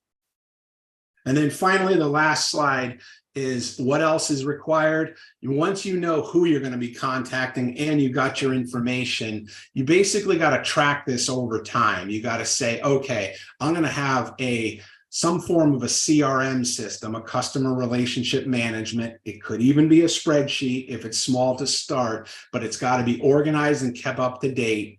You got to communicate the case via websites, social media, and email campaigns. In the case of social media for economic development, the number one site to do that and the number one way to do it and tie it into your email campaigns is through LinkedIn. And there's a lot of resources to do that and tools to get you to the right kind of people by crawling through LinkedIn, essentially. Real importantly is you got to track everything, like who's responding, who's hitting your website, who's coming to that, who's asking for information, and then you got to be able to follow up right away. If it sits in someone's desk for 3 months because they're busy at municipal meetings, they're not going to be following up, and they're going to miss out on that prospect. I'll mention one tool before we go that we utilize. We have developed something called Prospect Engage. It involves having a CRM system, but then it's also making the follow-up calls. It could be visits with people or businesses, and it could be using tools like HubSpot or MailChimp to do your email campaigns. And then continued follow-up and follow through calls and in person. And then finally, if you have specific sites and you know that you're trying to get development to it, as long as you have agreement from the owners of the site or some of the sites within a district or their municipal properties, then you can issue what's called an RFQ, a request for qualifications for development. In other words, you put out a request to say, we are accepting proposals for consideration for concepts for development. And and then you're looking for those to come in and be vetted. And then they usually require some level of incentive to follow up. In other words, if you meet the right criteria, the town will work with you on zoning changes or infrastructure, those kinds of things. Finally, this Prospect Engage that we do, we've built this online tool. We use it for our clients. Some of our clients simply subscribe to it and use it on their own, but it allows them to think of it this way. If you have a website and you're producing all the information about your sites, your workforce, who to contact, all that kind of stuff, every single time not every single, but for when businesses come to your website, for a certain percentage of those businesses, we're able to track who those companies are. And then not only who they are, but we have information that we integrate about those companies. So it generally captures about 25 to 35% of the hits that come to your website are associated with a company. And then you can get follow-up with that company as a hot lead or a lead potential. It's used for both business attraction and expansion. And retention, and it has reporting associated with it. And we do a scoring where how does that lead potentially fit with your needs? And should it be a priority for follow-up? And here's just the last slide. I know it's hard to read this one, but I wanted to show you each client that we has access to this data about their own community. It's who's coming to their website, what's the name of the company, and then you can click on a company and get the information about that company. And then do they fit within one of your targeted industries? For instance, let's just say you are prioritizing manufacturing and logistics. Do they fit into any of that category? Contact information for the company on how to contact them. And then it's tracking on the right-hand side all the different traffic to your website in terms of like who's coming to it, what pages are they visiting, and what's having an impact. And this is beyond what you can do with Google Analytics. But that's it in closing. I got my name and my information there, and I'll stop sharing and answer any questions that people have. Okay, any questions, specifically council first, and then we have at least 2 members of the EDC that are in the audience as well.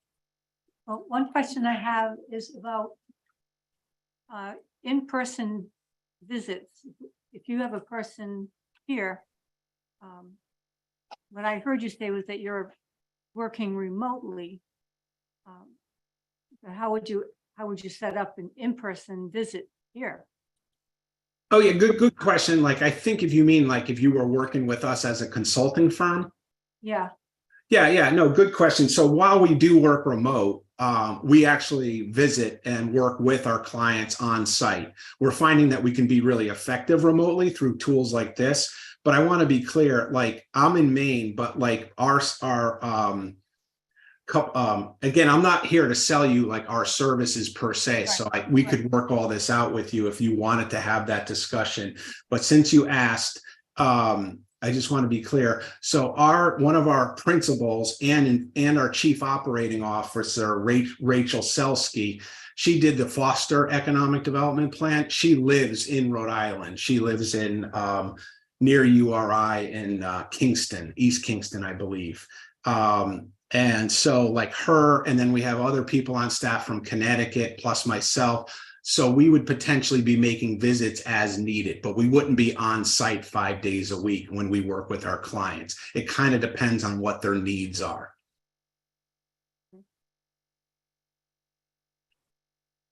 And, I have no questions, just thank you for the information. thank you. Louise or, Ray? I have no questions. That wasn't one of our recommendations to hire a consultant, so I don't have any questions. Okay. Louise? I appreciate the time that Mr. D'Amico's put into presenting tonight. I think the entire EDC should probably review his proposal and his PowerPoint and get back to the council about you know, the specific parameters that he put in there. I have to say that it doesn't feel right to me that the chairman of the planning board is related to this person if we're potentially thinking about, if the town is potentially thinking about, you know, hiring this firm. I think our vision was that we were looking perhaps someone that could direct the activities of economic development locally, that had local knowledge of, you know, our state, our community, our region. You know, I think that was what we were thinking as a group. So I asked Jim to come in to show what's available with Thank people you. who have already walked the trail that we're about to walk. Sure. And because he does all facets of this, we could consider him or a company like him to a company like this to help us in our quest, rather than to hire someone and have them kind of learn the ropes and try and figure out what was going on.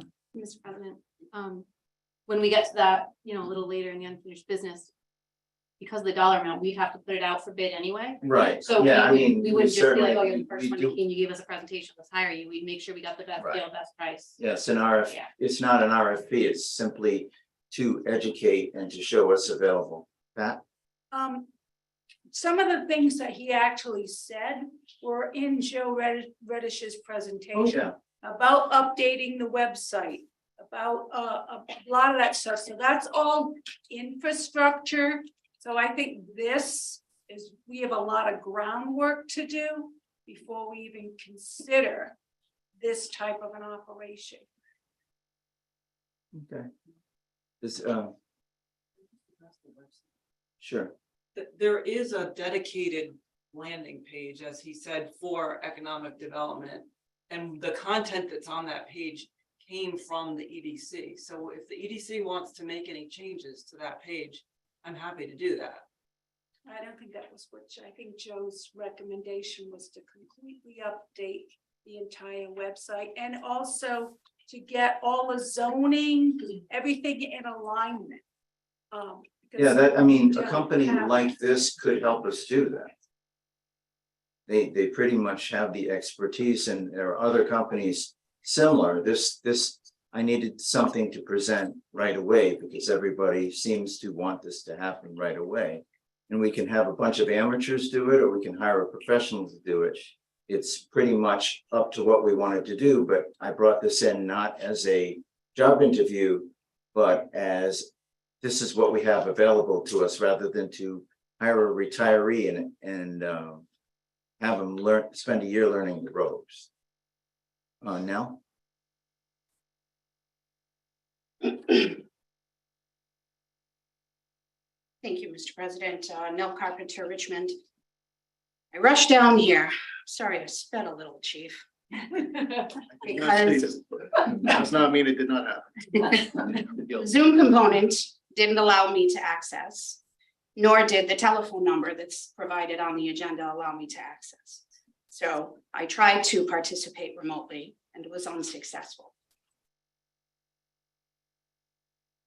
The Code of Ordinances, Title II, Purchasing Section 2-30-60, and sections 70 and 80 regarding competitive sealed bidding. Allowing this company to give a presentation, let alone the mere presence of this company on the agenda, violates our town code of ordinance regarding purchasing. It reeks of corruption and favoritism and blatant disregard of our regulatory process. Not to mention, the CEO of this company is the brother of the Richmond Planning Board Chair, as we've all been made aware. The action taken by President Trimmer is a perfect example of why the Sunshine Laws were created, to insist on transparency of economic and financial government decisions. That reference that I made of the Code of Ordinances is in regards to purchases of over $5,000 or more. I assume, and this is just an assumption, I assume Mr. Damasis wants more than $5,000 for this. That's just an assumption. The action taken by President Trimmer is an example of the Sunshine Laws, insisting on transparency of economic and financial government decisions. Additionally, to promote ethical standards and prevent fraud and corruption, but more importantly, to increase public trust in their government. You've missed many steps with this, Mr. President. Last I knew, this council took action at the previous meeting to table these for future considerations. And now we're seeing this. Sorry, I'm still on the live stream. Now we're seeing this before us as a report, not as old business. This is in the report section, which I'm confused about. I'm at a lack of understanding why this is under reports. Reports are for reports. So why is something that was tabled under the reports? I just wanted to make that statement. I rushed down to do it. Got my sneakers on and everything. So thank you for hearing me. Thank you. I just want to state for the record that this was purely for informational purposes and was not to hire someone tonight or even hire someone next month to do this.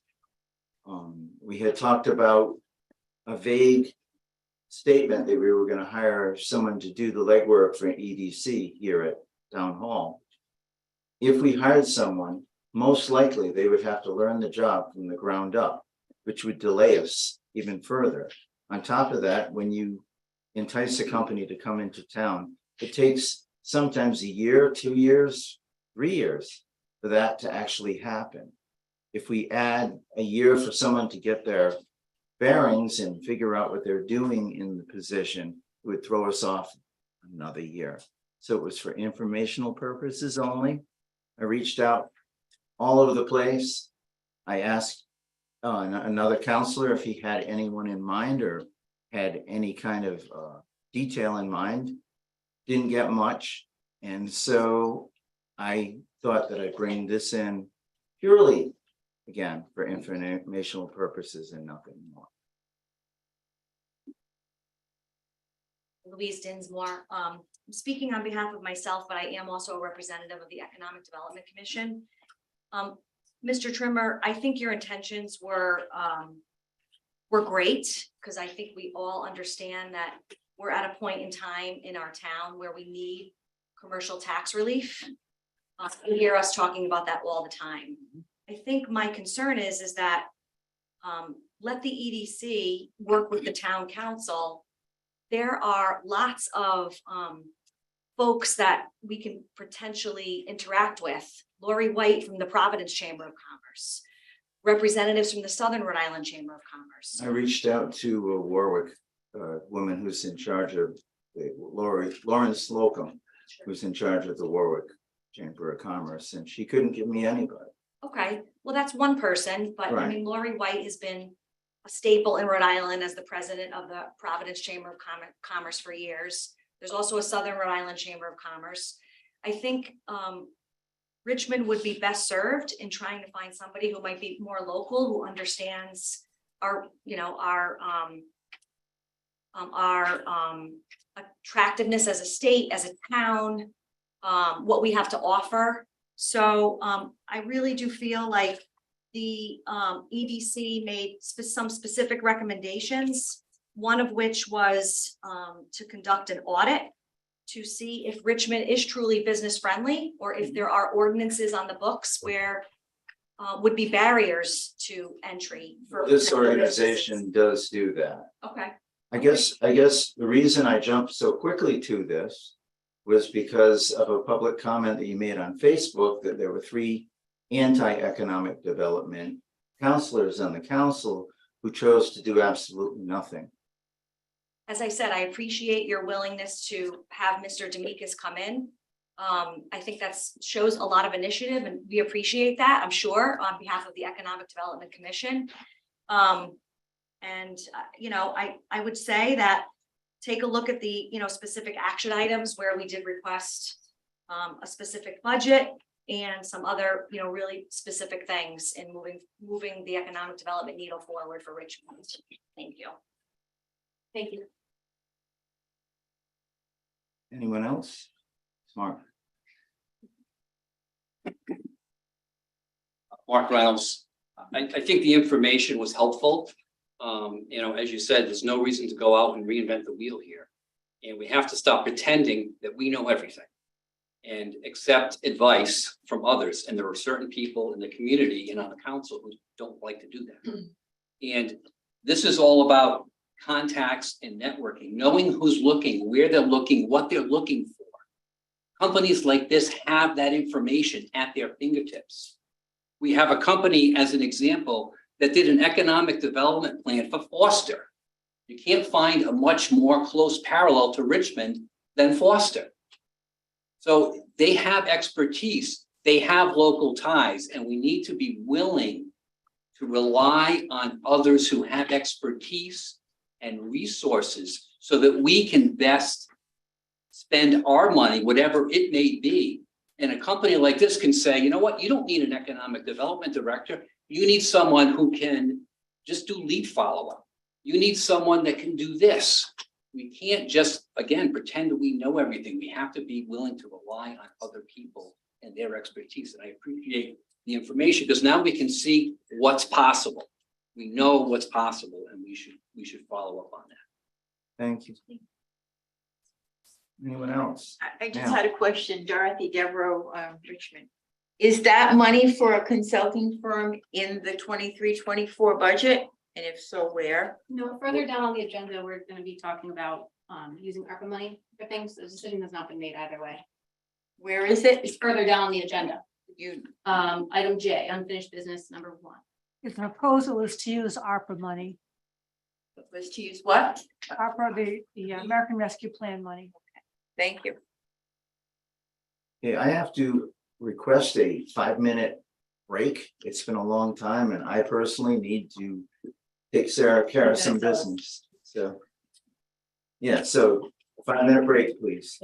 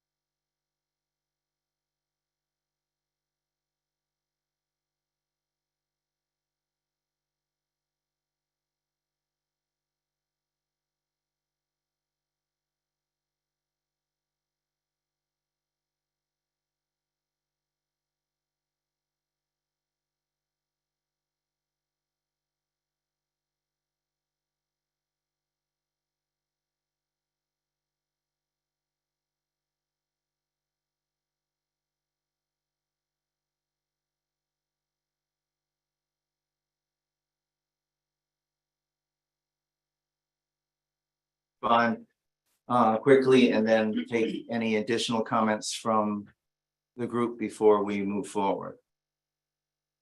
Tim, you should have permission. I'm not screen sharing because we're having some audio internet. Oh, no, it's okay. Can you hear me? Yes. Yeah. Oh, and I thank you. I appreciate it. It just was there was a lag when you came back. And Mark, I just wanted to make sure through you that it's okay to just address some of the comments that were made, and I'll be very brief. Yes, that would be Yeah. great. Yeah, so first, I do respect all the comments. I want to be really clear. I didn't come with a proposal to sell anything. I was asked to come to present about what works in economic development and a perspective from a consultant who's worked nationally. So there was no expectations that this was a proposal or a request for a proposal. I work with municipalities all over the country, including in Rhode Island, and I fully understand that all those proposals have to be vetted through a public process that's competitive. So I just wanted to be really clear that I understand that, and my slides are your information now. You can use them as you see fit or not, and they're really meant for a public service for an understanding of economic development. So I hope that's I just wanted to make sure you understand what I was attempting to do. I was invited to come and present as part of a report, and that's what I did. Two, as I just want to be clear, I fully understand transparency and the connection to relatives. And I understand that if that disqualifies my firm from ever doing work in your community, I respect that. In fact, I can offer referrals to other consultants unconnected to me who do similar work in other states and so on and so forth. And then just a couple other really very quick things. I just want to know, just for the record, I want you to know that my firm and myself know intimately well the Rhode Island economy based on our client work, our time spent there, and not only that, but also living there in certain cases. So I just want to be clear that while I don't live in Richmond or in nearby town, I have colleagues and staff that do, and we work on your economy all the time, including currently for the state of Rhode Island. So I just want to be clear about that. I understand that's different than hiring a local employee, but I just want to be on the record that our job is to understand local and state and regional economies. And then finally, just one small correction. I'm not the CEO of the company. I'm a senior vice president, and I just wanted to say that for the record. But I appreciate all your time. It was truly meant in the spirit of providing you with information. And if the EDC and others can do this work, or they can do most of it on their own, then that's great. There's no hard feelings here. But thank you for the time. Thank you, Jim. Thank you, Jim. No?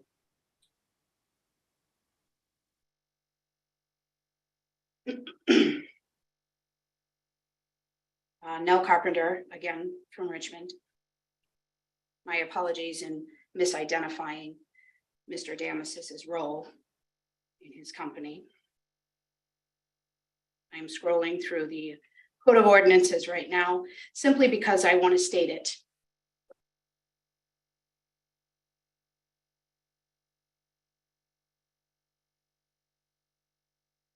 And I certainly don't mean to imply that there is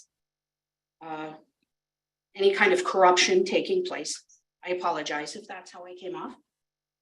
It is. And I'm apologizing. And the reason I'm apologizing, but stating that the reason why this is such a concern is we want to avoid that.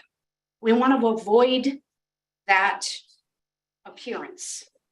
And sunshine laws do that. I'm having a hard time finding this. Solicitor Ellsworth, perhaps you can help me. You wrote this. Question is, do I remember? It's 2-30, that much I know. 2-30, purchasing Code of Ordinances, Title II, that much I remember off the top of my head. I'm almost there. Which section? I have it. If you're asking me whether it would. Purchases over $5,000. What would be necessary in the situation? Yes. You would have to put out a request for qualifications for consultants. And when the responses came in, a subcommittee of town employees would be formed to review the applications and choose the best one based on a predetermined set of criteria. And in most cases, that has to do with cost, in most cases. In most cases, it does. Right. For engineers and land use consultants, there is a separate state law that says that you can't consider price, but that would not apply for economic development. Would you agree, Solicitor Ellsworth, that the sealed bidding process consists of proposals that are received by the administrator in this case, and she would receive these and then disclose them, open them in one sitting? So no one has an advantage as well. Yes, usually, yes. Thank you. My point is, in allowing Mr. Damasis to speak prior to a bidding process existing, as our code of ordinance states, we are required to do as a town for purchases over $5,000. My point is, there is an advantage here. Whether you want to agree or not, an advantage has been given because this individual has been given a stage. And that's my point. We need to do this correctly. We need to do this appropriately through the bidding process in which our procedural Court of Ordinance states we must. And I couldn't find the correct documentation, but thank you, Solicitor Ellsworth, for confirming. Thank you. Okay, with that, if there is no further input, I would like to go to the town administrator's report. Just one quick thing, and this is a follow-up to Councilwoman Sheehan's agenda item from last meeting in regards to the governor's budget and some money that's been set aside for road work. There is actually $20 million set aside. 15 million of it will be divided up equally, which is nice because generally Richmond doesn't get the benefit of that. And the other 5 million will be divided up proportionately based on miles of road. And I think in that situation, we may actually do pretty well. So each city and town though has to put in a 2/3 match, which in our case is not going to be a problem because we have the road bond that Laura discussed earlier. And it includes just about everything: roads, bridges, ceiling, sidewalks, you name it. We can use it for a lot of different things. Can't use it for administrative costs or legal costs, any insurance, nothing like that. There will be an application. It will go through DOT. They'll administer the funds. They have to be under contract by June 30th of 24, and projects have to be completed by October of 26. So I did ask Scott, in consideration of this and the fact that there's only a limited number of vendors out there, right? I asked Scott if he would get those specs going so that the minute we get the okay on those grants, we're ready to put those bids out. Can we go with vendors out of state? Although typically with paving, there are, that's probably the bid for which we get the most input. A lot of other things that we bid out, we might get a couple bids, but generally with paving, we'll get 5 or 6 local vendors. Right. Well, that's very good news. That's wonderful. And thanks for asking that it be investigated. Thank you, Karen. Sure. Police chief, Sure, how are you? wonderful, and yourself? Yeah, very well, thanks. Capital. Oh, you've all been riveted. You're waiting for this portion of the report. So the reason we goes around. That's my way. Mr. Pouliot said, please keep this short. I'm like, went up twice. I've only been up once. I think Karen. Chief, So one just- second, yeah. 1 second. In regard to that, there is a sample resolution. If you want to consider, I don't know if you've had a chance to look at it, but essentially it's urging the General Assembly to pass this the budget so that this bond money, or so this money gets to the city. So we should vote to consider that budget. So I vote. I did have a question about that. Because there's a piece in there about, I mean, I want the money for the roads. But there's a piece in there about the housing. So are they going to pass, when they pass that, are they going to say, in order to get the money, you're gonna have to put in, 400 That wasn't mentioned in our meeting with Director Alvidi, and your resolution could say whatever you want, your resolution to say, if you want to eliminate that part, Okay, go for it. Okay. You can make the motion to accept it, but eliminate that whereas. yeah, okay, that's what I would want to. do. That, Okay, so you that, wanna that's make not that what it, motion? that's not what that language means. No, No, it says, whereas as the state looks to increase housing stock, cities and towns will need infrastructure to respond to population growth. It doesn't say that you have to build houses for population growth. It says that Right. you might need to respond to population growth. Therefore, you need to Okay. fix your roads. That's all it says. okay, like the part that says, as it is critical to expanding the housing stock across the state. So I just don't know that there's not another twist in there. I want the money for the road. I mean, I want people to have housing, but I don't want it to be tiresome getting on roads fixed. It doesn't sound like it does here. You want to make that motion? I make a motion that we vote this resolution and we exclude the pieces that have the word housing. Second. All those in favor? I, Aye. Aye. Aye. Excellent. Thank you. Sorry. That's all I have. Sorry. Excellent. All right, I really can't breeze over this because I'm so proud of Detective Bishop. I mentioned in arson that we had a couple months ago, I'm losing track of time. It was somewhere off of Punch Bowl and Clearview. And by his work in the neighborhood, he located 2 juveniles. They owned up to it, did the right thing. This same detective, so let's backtrack to October 2022. Someone calls us at about 11:30 at night. It says there's a motorcycle laying in the road on Route 91 and all. So what's our first instinct? That somebody crashed and then was ejected into the woods. That's your first initial. It ended up being a bike that was stolen from property off of Route 91. They ran the registration plate. It came back to the registered owner who lives in that neighborhood. He was unaware that his bike had been stolen. He then goes out to his rear property area, discovers he's got 2 other bikes that are missing. So Harley, a dirt bike that was pretty expensive, and then his wife's mini bike. Canvassing the area, local police officers, Richmond, Hopkinton, the owner of the bikes themselves kind of canvassed the area to see if there were any other bikes abandoned.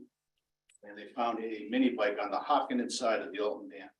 His wife's mini bike, but the expensive dirt bike was still missing. Detective Bishop came into work the next day, jumped right on this, started interviewing, canvassing the neighborhood.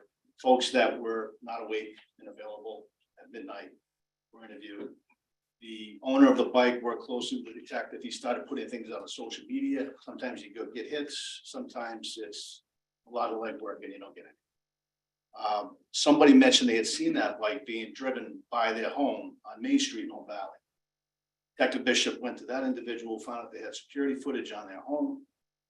Unfortunately, it's not smart camera technology where you enter a keyword search for any motorcycle operated between the hours of 10 p.m. and 11:30, 12 o'clock. So I remember walking into the station on at least 2 dates where Detective Bishop was watching frame by frame. Dark footage. These cameras on these homes are wonderful, but you're not going to get a plate number. You're going to get vehicle descriptions. That's what he ended up interviewing some other people down in Alton. Developed information that a particular person was involved based on the description of the truck, and he thought he recognized that truck as belonging to somebody else. He was also given information that another person was involved. He chased that lead, eliminated that person. They were rehabbed. Just trying to give you a general understanding how much work goes into successfully solving a crime where you don't have an eyewitness to who took it or did something. He ends up really getting some good information, brings that person in, they cooperate, give a statement. He ended up charging 2 people for larceny on motorcycles, larceny over $1,500. It's great work by this. Detective Bishop is a really good investigator. Excellent. He represents us very well.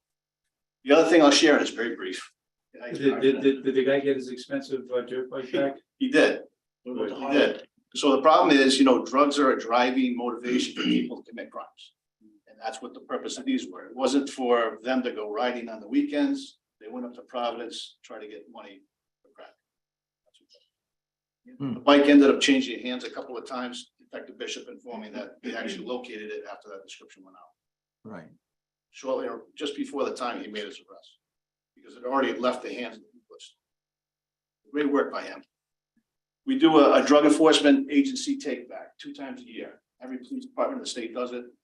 I just want to play a game. How many pounds of drugs do you think we gathered this time around? From Richmond alone? Oh, for the love of God. It's over to April. 109 pounds. Unused, expired prescription medication, includes opiates. This is the kind of stuff that gets kids their first taste. And then I'm telling you, some people are predisposed to addiction. And it can lead to very bad decisions. Good people do bad things. Good people make bad decisions. Some people get hooked on this stuff because of an injury. And they get cut off because pharmacies are being so heavily monitored now. So they turn to street drugs like heroin, laced with fentanyl. We're reviving those people. So getting that stuff off the street is huge.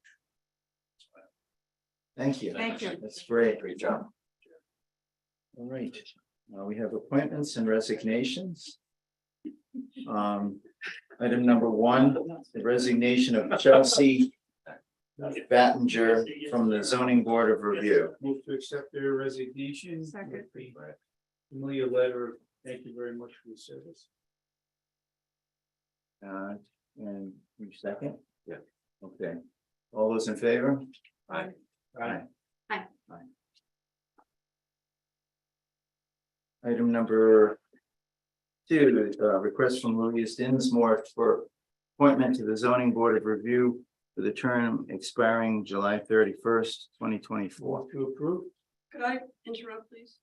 This would have to be a reappointment to her current seat as first alternate, because you can't be appointed to a zoning board seat if you're already sitting in another one.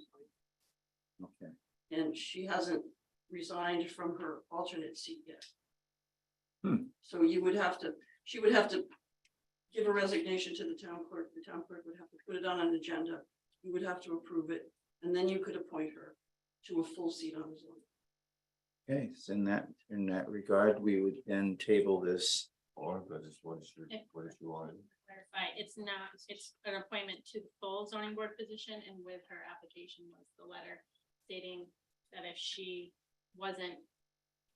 was appointed, she would then resign from alternate. Okay. In the past, we have always handled it as a separate resignation and appointment. And it's always been listed on the agenda now. If you want to do it a different way this time, that's up to you. But I wouldn't recommend it because it's always been considered a separate preliminary step before an appointment. Okay, so given that, could we accept her resignation at this meeting? No, you would have to wait until it's listed on the agenda as a resignation. Okay. But if you put it on the next agenda, her resignation as alternate and her appointment as a full member could be on the same. Okay, guess that's what we'll have to do then. Sorry. Licenses, do I have to read the whole Shamil? I probably could have done it by now, I guess. The indoor. There's only one. Okay, the indoor entertainment license application for Boucher's Wood River Inn for live music and trivia nights, May to October 2023, location Boucher's Wood River Inn, 1139 Main Street. I make a motion to approve this license. Second it. Okay, all those in favor? Aye. Aye. Aye. Okay. Unfinished business. I would like to pull J, letter A, J1, letter A, and not consider this hiring a consulting company at this time because we have to go through the proper process. I guess that'd be like a motion to postpone indefinitely Right. So I make a you make. Motion to file. Yes, for that. What does that mean? I mean, file until we have, until we have made Until a we've done it. decision and we're there. We're not Put ready. it on the agenda. Okay. File this and then okay, you can put it on. Yes. all right. Okay, the next is, So can we finish up that motion? Oh, yeah. Are we postponing indefinitely? Are we Yes. rescinding? Are So we filing. filing? Filing. Who's Filing. Filing and who's second? I just have a question. How will the staff know you want us to go out for an RFP if you haven't discussed it? Like Yes, you were I'm- planning to? This is the allocation of the money. This isn't hiring a consultant, right? right. Yeah. I was going to hope that maybe Mr. Colasanti would adjust his consideration of $125,000 to consider a consultant, but I don't know if that's the case, so. But for right now, I would just like to pull mine, just remove it from the list. So, and we had a second motion. Okay, all those in favor? Motion to file? Motion to file. Who's Miss Amy did the motion to file, Colasanti seconded it, it's okay. Okay, Aye. aye. Aye. So Mike, take it away.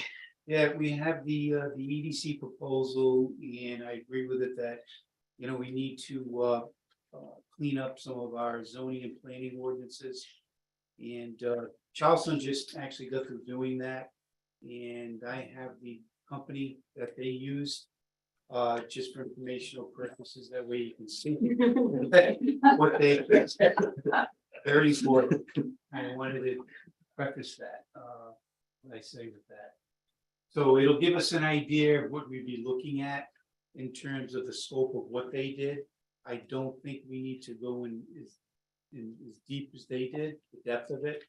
But they did break it down into categories. So what we could do is we could look at this as a council and see if we feel comfortable, and then we could possibly go out to bid for this. You know what they paid for that? For the whole shooting match, they did everything. It was like 21,000 for the whole shooting match. I mean, they covered everything from soup to nuts. All right, covering their ordinances, all their planning issues and whatnot. They did it from soup to nuts. Now, we probably don't need to do that extensive job. I think then breaking it down, it looked like it was around 7,000 to 14,000.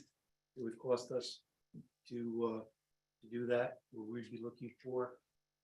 So I know it's under consideration for action, but I want to give everybody a chance to read this and digest it a little bit, and then everybody can come back with their ideas. So you're Mike, pulling that for the next sheet? Yeah. my question is to Sean. Sean, do you think that there's things in there that need to be sharpened? You know, it's always good to get a second set of eyes, like an outsider's perspective on ordinances. So I think in principle, I don't think that's a bad idea. But I did want to just mention a couple of things about the subject generally. So it's my understanding that Rhode Island Housing at some point later this year may be receiving upwards of over $1 million in technical assistance grant money to work with cities and towns on reviewing their local zoning and land development regulations. If it's grant money, then we could obviously tap in and work with Rhode Island Housing to participate in that type of endeavor. Rhode Island Housing, of course, is going to look at it from the perspective of residential development. They're going to be looking at it from affordable housing and just housing needs generally. So it might be more of a limited scope. But that's one thing to consider.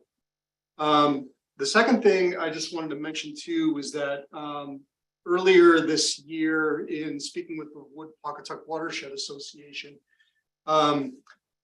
the Stewardship Council that works in close partnership with the Watershed Association was intending to go under contract with Horsley Witten to work with our town in reviewing our land development regulations from the perspective of low impact development recommendations that came out of a self-assessment that we did last summer. So my thought there is that if they're still intending to work with the town and the the Stewardship Council is willing to cover the cost of Horsley Witten to do basically an audit of the town, you know, with basically minimal staff time and review in collaboration with that. They may be willing to look at maybe some things on more of a broader level from you know, zoning and from land development regulations generally, but that was also intended, at least at its onset, more of a narrow scope from almost from more of an environmental planning point of view. So stormwater drainage detention types of techniques, green treatment audits as well. So there's a couple of things that are sort of, you know, indirectly related to what Councilor Cole Sanse is bringing up, but I guess my point is I just want to let you know that there's more money out there. I think there's more money that's going to be make itself available towards these types of audits later in the year is my hope. So Sometimes Sean, with these grants, that if you actually do the work and you do pay, they will reimburse you. Is that an option with one of those grants that we could get? well, the technical assistant grant is a technical assistance grant is really just basically free guidance to any town that wants to participate. Like if it's Rhode Island Housing that is the keeper of the money, they'll dedicate someone, for example, to work with the town to audit the regulations and no town expense beyond just, you know, day-to-day staff interaction. If it's a different type of grant that was secured by a partnering agency like the Wood Pawcatuck Wild and Scenic Rivers Stewardship Council, you know, they will have that vendor under contract to work with the town, again, at no cost to the town beyond just staff time. And we get the benefit, but we don't pay the. Right. So it kind of just depends on you know what type of other grants that you're looking for. Anyway, I just wanted to make the point that I think that there might be money out there that we could also tap into, maybe in addition to ARPA funds. Can I ask a quick question on that?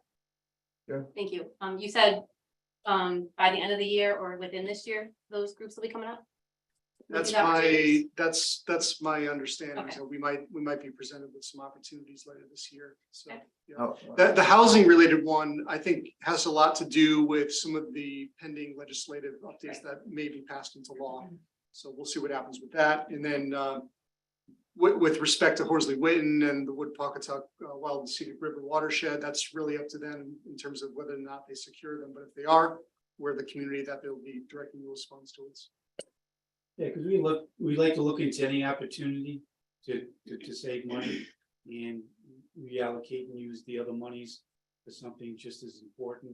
But it's a good thing that, you know, this council is in, you know, sync with one another in terms of economic development. I think it's just bringing certain things together, making them gel. And then, you know, we can move forward, you know, once we make these decisions on how to implement them.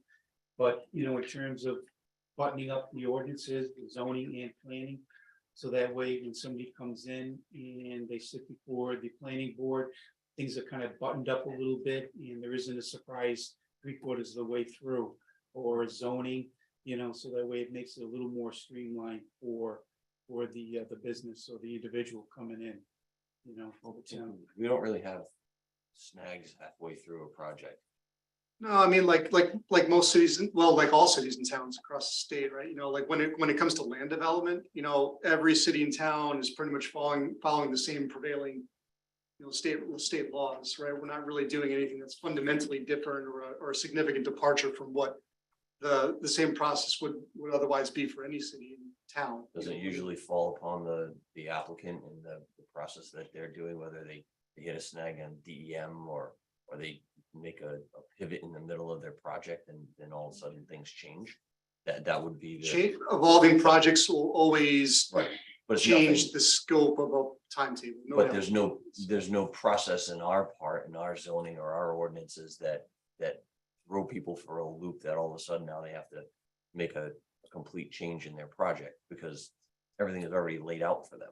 They just have to go from A to B. Yeah, I mean, I don't, I mean, again, a little biased because I know how to, I use these regulations every day, right? Right.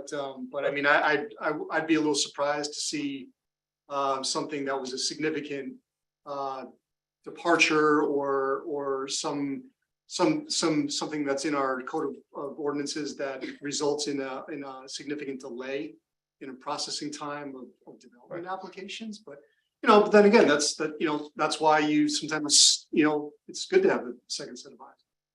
So, it just depends on how much money you want to put to it. So, Yeah, doesn't Drew. Mr. President, Okay, so, just trying to get the floor. um, Me. you, okay, Yeah, go thank ahead. you.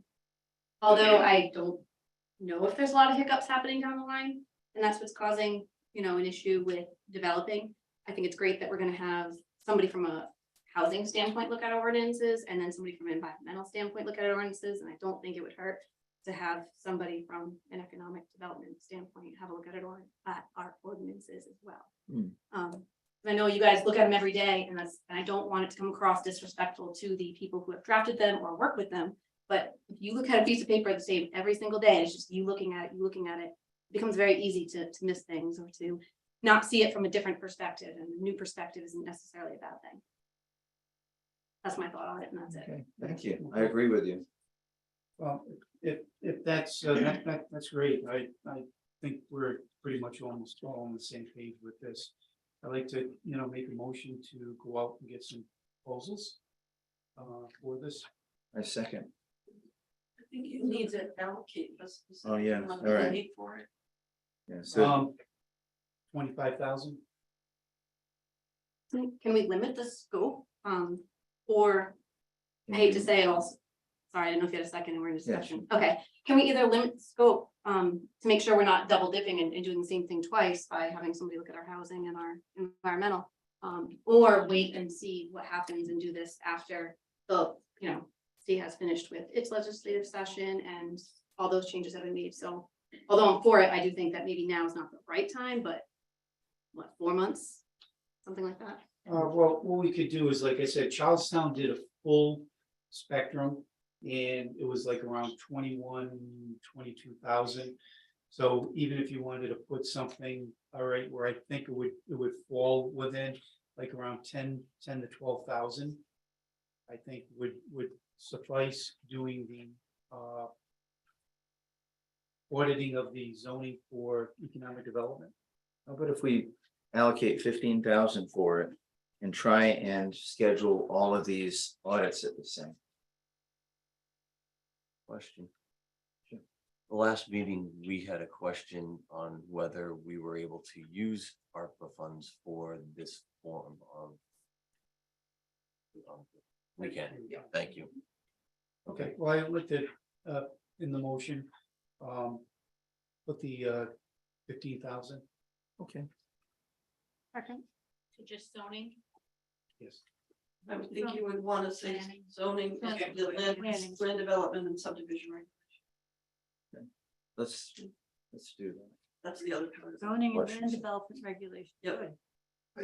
Sorry, I just, so I understand what that money would be set aside for. So is it just a broad spectrum, general audit of our zoning and land development subdivision regulations from a procedural point of view for processing of applications, or Economic. is it development. specific to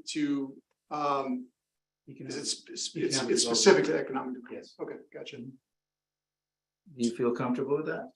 That's fine by me. Okay. All right, excellent. How do you vote? Aye. Aye. Aye. Excellent. Progress. Next is a consideration for Councilor Crasanti to consider $125,000 of APRA monies to hire a 2-year contract employee with no health benefits to direct economic development activities in the town of Richmond. My idea was to merge your idea and this together, where you have somebody with a lot of experience doing economic development. And my idea was to get somebody in here that retired, semi-retired, doesn't need the benefits and whatnot, but has years of experience and they could work with a firm like this to really zero in on what their focus will be. Because it's really important, because I know other town hall employees that, you know, we would like maybe to handle it, they're busy.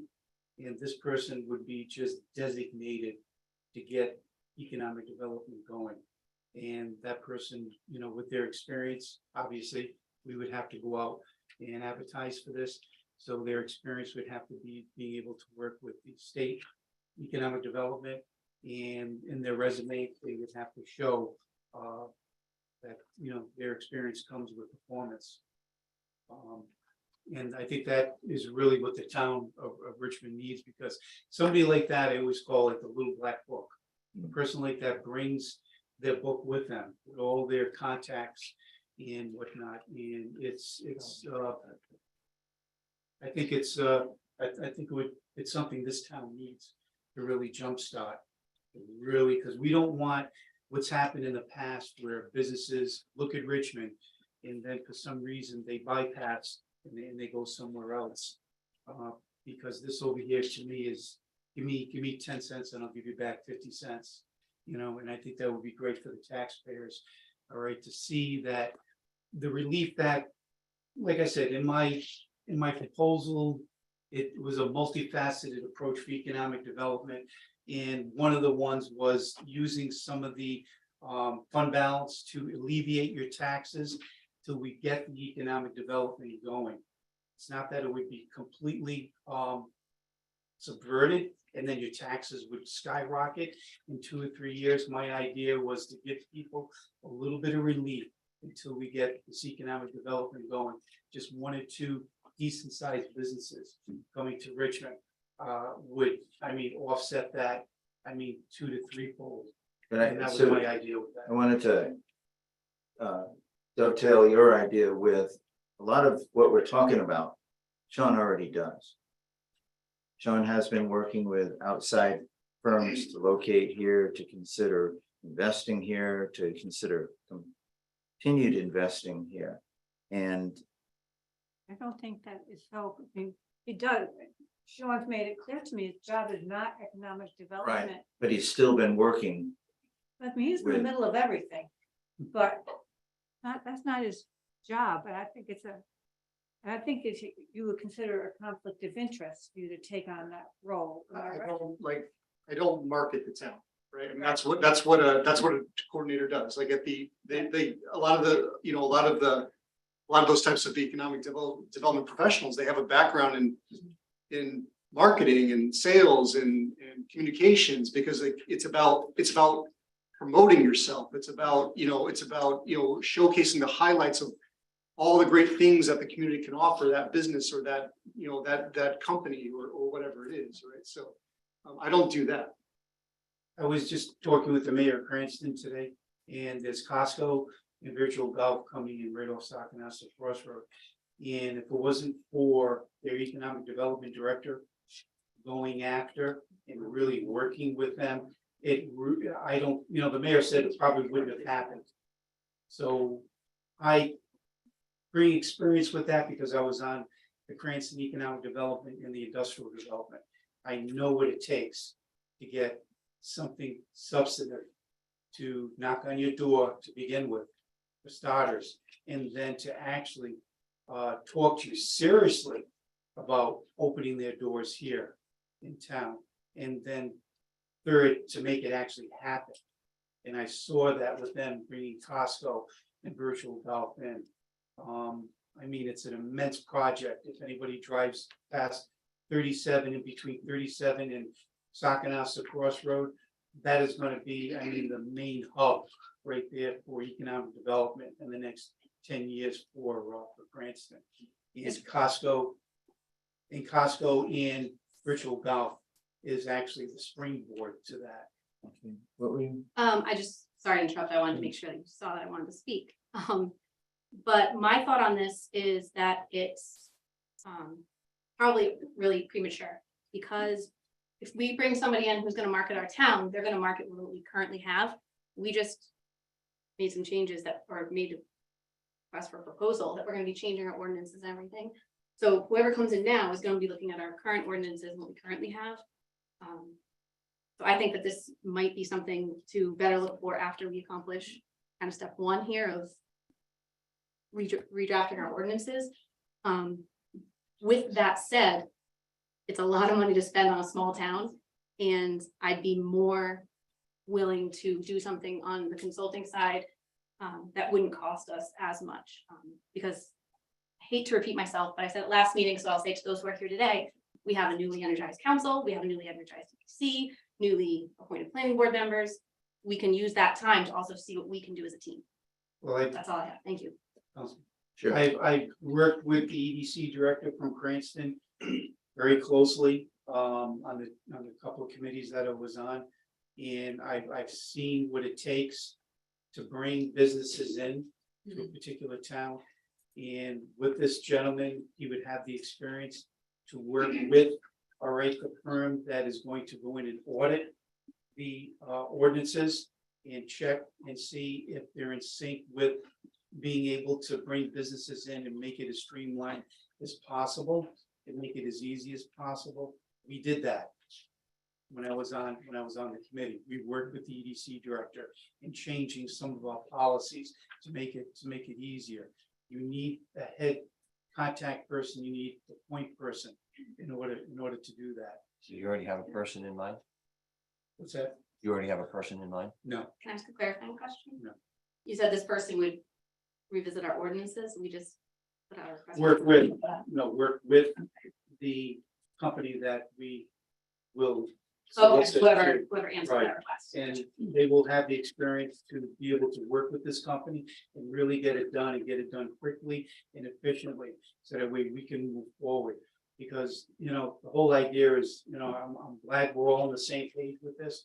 We have to get our economic development going, because when you see how much money is going out and not enough money is coming in terms of development, we have to correct that. We all This see is a that, good way of doing it. that is important.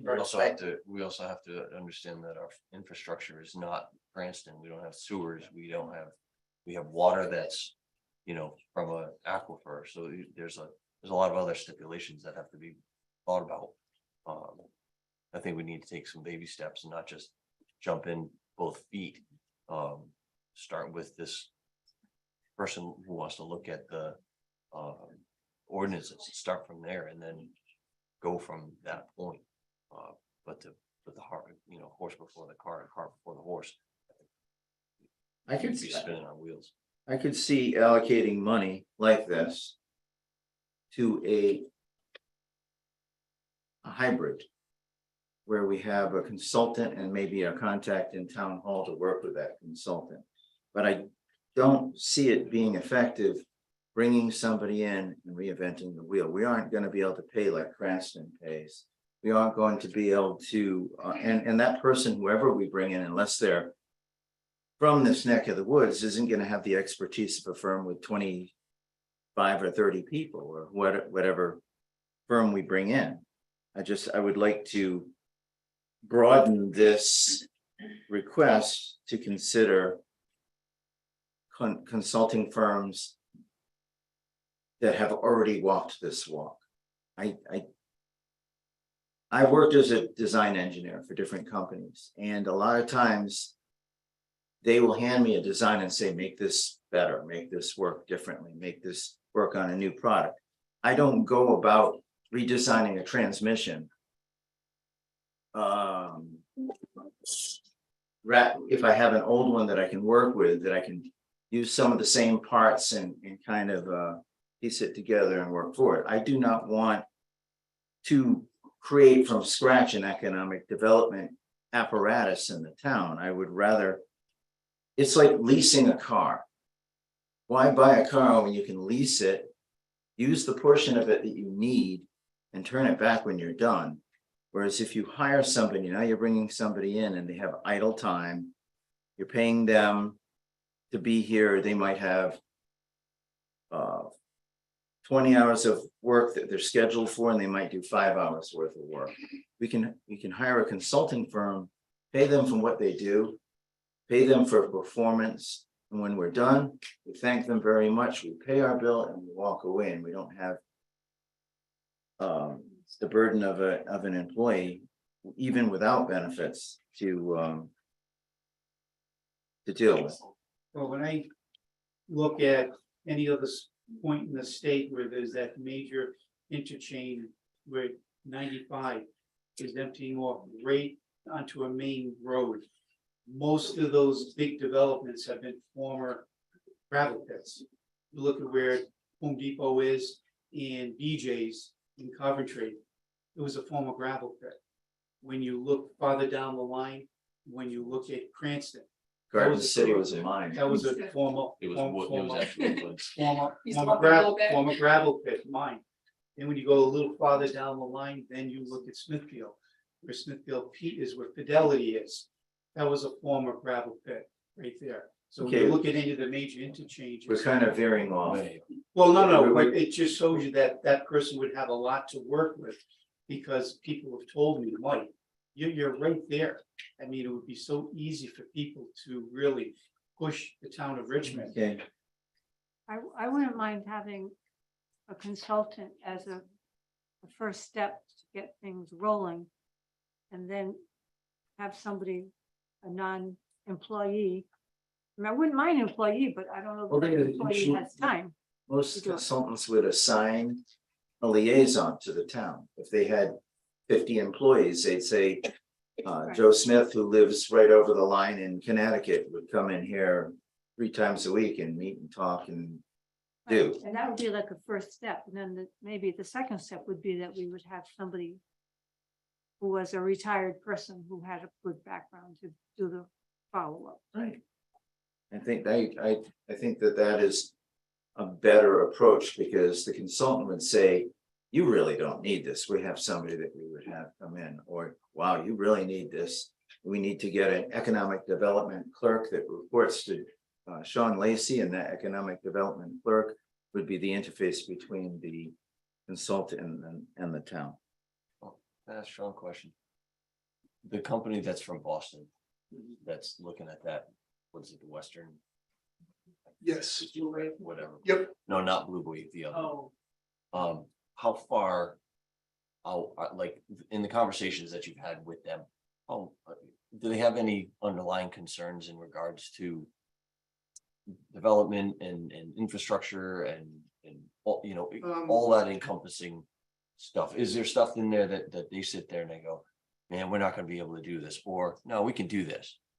So you touched on probably the biggest quandary, right, that the town faces generally, right? Yep. It's not so much regulations, it's really not. It's how much infrastructure do you have that can support this, you know, whatever that box of development or that use or that intensity is, right? And when you have limited water and you have no sewers and you have 50, 60-year-old state roads that haven't been, you know, that have only been incrementally expanded and improved over time. You know, those are important factors that really stack the cards against you, right? You know, but I think with that being said, you know, we have plenty of landowners that seek me out and they talk to me about, what their options are going forward. And yeah, when we talk about Richmond Commons, there will probably need to be some overarching regulatory change to make certain uses fit. And we heard from what Blue Wave Solar was doing and other things like that. That's fine. But the bigger piece of the puzzle, right, is how much infrastructure you have today, right? And how much of that, how much investment you have to make, right? Whether it's that developer or it's the town or partnering state agencies have to do, right? In order to really get that return on investment that company is looking for, that property is looking for. And that takes time. That's really hard to change immediately. Like that takes water modeling analysis, and that takes, sizing of septic systems, and that could take a sewer feasibility study someday. We're talking about bigger infrastructural related That's where- studies that would support the type of market that you're looking for. I think that's a big part of it. Yeah, well, we gotta start somewhere, and that's a good springboard. Yes. You know, and I wouldn't mind the hybrid, because I did mention that, you know, we got somebody to work with Right. the consulting firm and whatnot, so if we want to start with the consulting firm and work towards, once we get our feet wet, to get somebody in here that will be part-time. I And think- we can use, I think the consultant would tell us whether we needed what we needed. And the consultant would sit down with Sean, pick his brain, see what we've done in the past and make recommendations whether or not we need to hire a part-time employee or two part-time employees or what have you. But I would like to make a motion that we take $140,000 and put it aside. It's 125, and we saved 15 from the, no, I'm sorry, we saved 10. So 135,000, the 10,000 we saved from the auditing. And we add that, so it's 135 of opera money towards. You even have that. Or, You have 268 unallocated. thank you. When you say save, we're not making a decision to do it.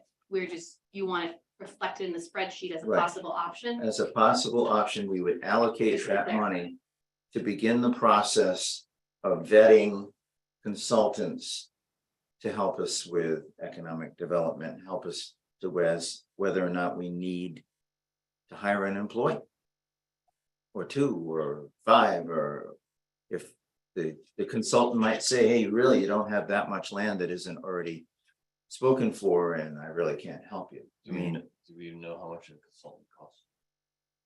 We should figure out how much a consultant costs. well, they start with a initial fee, and then I'm sure they move up. But if we don't allocate the money, we can't really begin the process of vetting and as you found out tonight, I brought someone in for purely informational purposes, and it was not met No. with encouragement. So, I'll second the motion as long as that 135, Mr. President, is going to be strictly for economic development. It gets earmarked for economic development. okay, I think we should leave it open because we don't know what path we're going to take. And we don't want to restrict ourselves if we then choose to do something different. right. Well, So I it mean, may just be a good idea to, obviously I'm not against this, because I've spoken my opinion on it. But as far as allocating something, I just think we should keep our options open. Well, I think, if I may speak. Sure. Mr. President. As the financial I- director, she's got some stuff. Oh, to Make, say. make this easy, the allocation or for American Rescue can just put economic development allocation and okay. Just specifically earmarked. So I mean, economic development. that would be my motion then, that we earmark 100, For clarity, we can change our mind.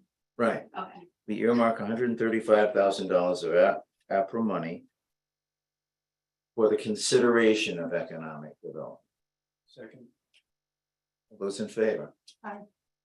Aye. Aye. Okay, passes. All right, the next is a request of Councilor Wilcox for discussion and consideration of grant opportunities for new businesses in Richmond funded by opera. And So that's that. I was just thinking, what we can use the money for our economic development, and we see that we have some vacancies, not a lot, but some. And it would be good to incentivize where we have opportunities, incentivize new businesses coming in, things that may just be for lease. To not only help a business come into an empty building, but to help the landlord who may want a tenant. Because well, they're available, so it could just be another way to attack this issue. Oh, so I'm open to thoughts, really. go ahead. No, again, this paper was given to everybody tonight. tax stabilization Mhm. code of ordinances from the city of Providence. I got this from a friend that works in the city of Providence.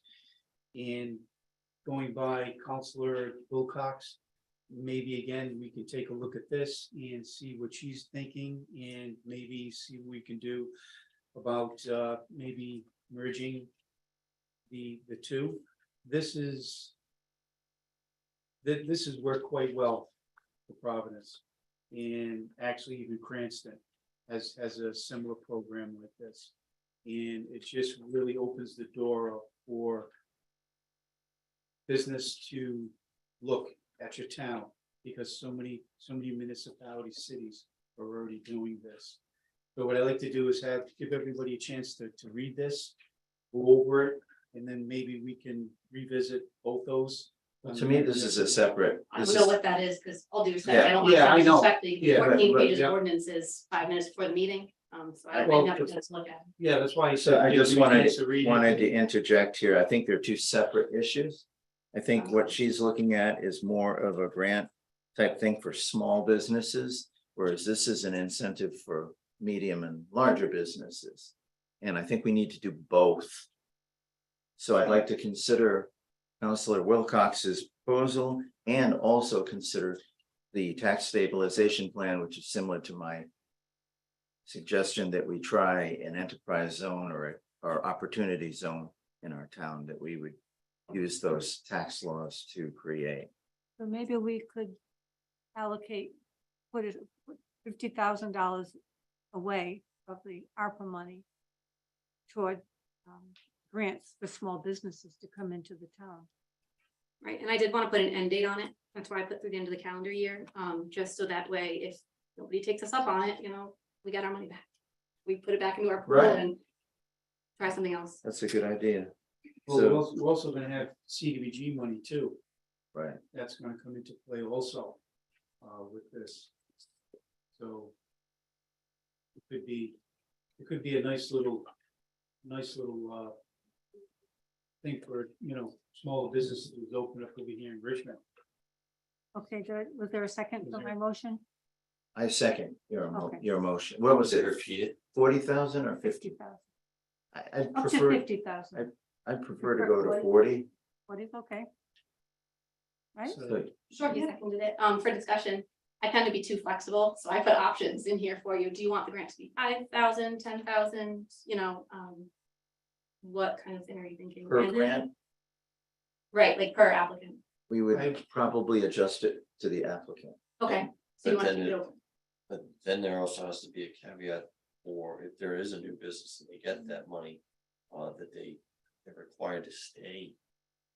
You can't just come, open up shop, stay for a month and be like, yep, it's all right, close, and you just walk away with Right. 10 grand. But you can't So- predict business climates Right. and you can't predict No, you outcomes. can't- We you can, can't pick we winners can and losers, create, but- we can create equal opportunity, but you cannot create equal outcome. And in other words, equal but not equitable. You can't, so I'd like to just leave it open so that we can address this on an individual basis. You It's a know good what? point. Now we're gonna get scammed though. Like, what I would you was- suggest to combat that and not in a way that's exclusive? It's kind of hard. Yeah, that's not Kinda like, hard that's not really like. to do that. I mean, Yeah. look at what happened with the other thing of get outside, that go outside thing. One guy was like, oh, just give me the check. No, you actually we have to purchase whatever it was, tents and heaters and all this other stuff. And he's like, well, I already bought that stuff, so I'll just take the money. No, it doesn't work like that. So there's certain criteria. It just kind of like popped into my head. So I throw the idea out. Guess what? Other people need to throw ideas. Well, on other ways to. I think to of look a at it. couple of things. I think of Subway that closed because they couldn't get people to work. Right.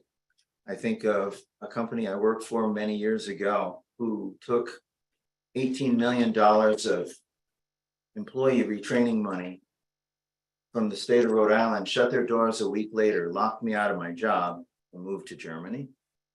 I mean, these are things you can't really.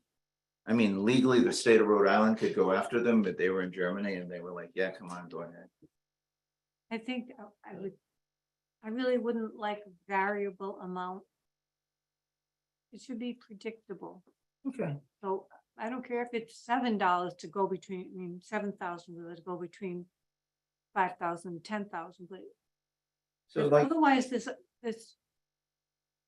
will be evaluating them like, it's Yeah, too that's- iffy. yeah, all right, yeah, you're right. You're right. Can I just something Sure. in thoughts? So I deal with a lot of businesses like every day, and so Okay. I can see the questions that are gonna happen tomorrow morning. Mhm. What's the criteria? What's the timeline? What is an allowable expense? What is a new business? When we do have some that are coming in currently, some of the vacant businesses, but they're just waiting to get all their ducks in a row. What's the timeline gonna be? What, you know, I can see Laura, what's the reimbursement for ARPA timeline? I mean, can I suggest that with grants, there comes like a whole grant, a criteria page that has specific limits, Right. that has a timing, you apply at this time, council will consider your application at this time, and you'll be notified at that time, versus a blanket thing that I'm not gonna be able to answer. And that would probably address, Rich, your concern. It certainly would. Excellent Because, idea. and it has to have you have to have a hard stop deadline. Unlike what happened with at the last go around council, it was just it was an endless supply of people just keep endlessly coming and putting their hand out with no stop date. There has to be a stop date. There has to be a need to. You can't have a company come in here that, you know, their bottom line is they've got $500,000 in the bank. And they've got the handout for $5,000. They don't, yeah. But I mean, it's, I don't really care what they have in the bank if they come here and locate here. I kind of like them. And better hire if they some have people 5 that from million our a day. town and pay some taxes. Well, what do you want to do? You want to start off at a $2,500 to? I'd like to start off at $5,000. Just make it $5 grand. $5 grand flat. And I'll work on criteria and an actual, what we want to see from people for review from council next time, or I don't know if that can be worked out offline. With staff. I don't think you can expect that they're all gonna apply at the same time, Right. though, right? This is gonna happen over time up until the end of the year, so I think your hard stop that you're referring to is that What if what's we, spent is spent by the end of the year, but I We mean, have you to might get our have rules somebody. and rights in place first. what if we put a Right. hard stop Let in me try to 1 explain year another way. I from think what the she means is we allocate 40, I think that was the number on the table. 50? 50, whatever, and then as people come through, that's up to 10 businesses. Hard stop at the end of the year. Right, but you, like you said, you know, Okay. maybe they have to have a lease, or they have to be working with the planning board on something. Or the doors open or something. Right, or. Right, all right, so it or is they have to 40. provide their Thank you. financials, there have to be some, there definitely have to be some criteria. Alright. Then I got homework. Yeah, so when do you Apply wanna, for a business. you wanna license. continue You that? can allocate the money and vote on the criteria in Okay. the future, right? So we already allocated the money. Right. And thank you very much. So we have to vote. We already vote, I think. We already voted. No, we cannot. Okay, so how do you, Vote aye. aye, Yes.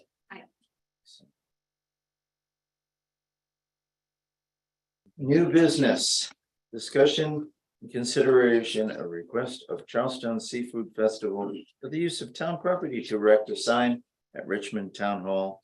Moved. Second, I have a question. Because as I've been sitting here for hours and I hope you're not online waiting for our approval.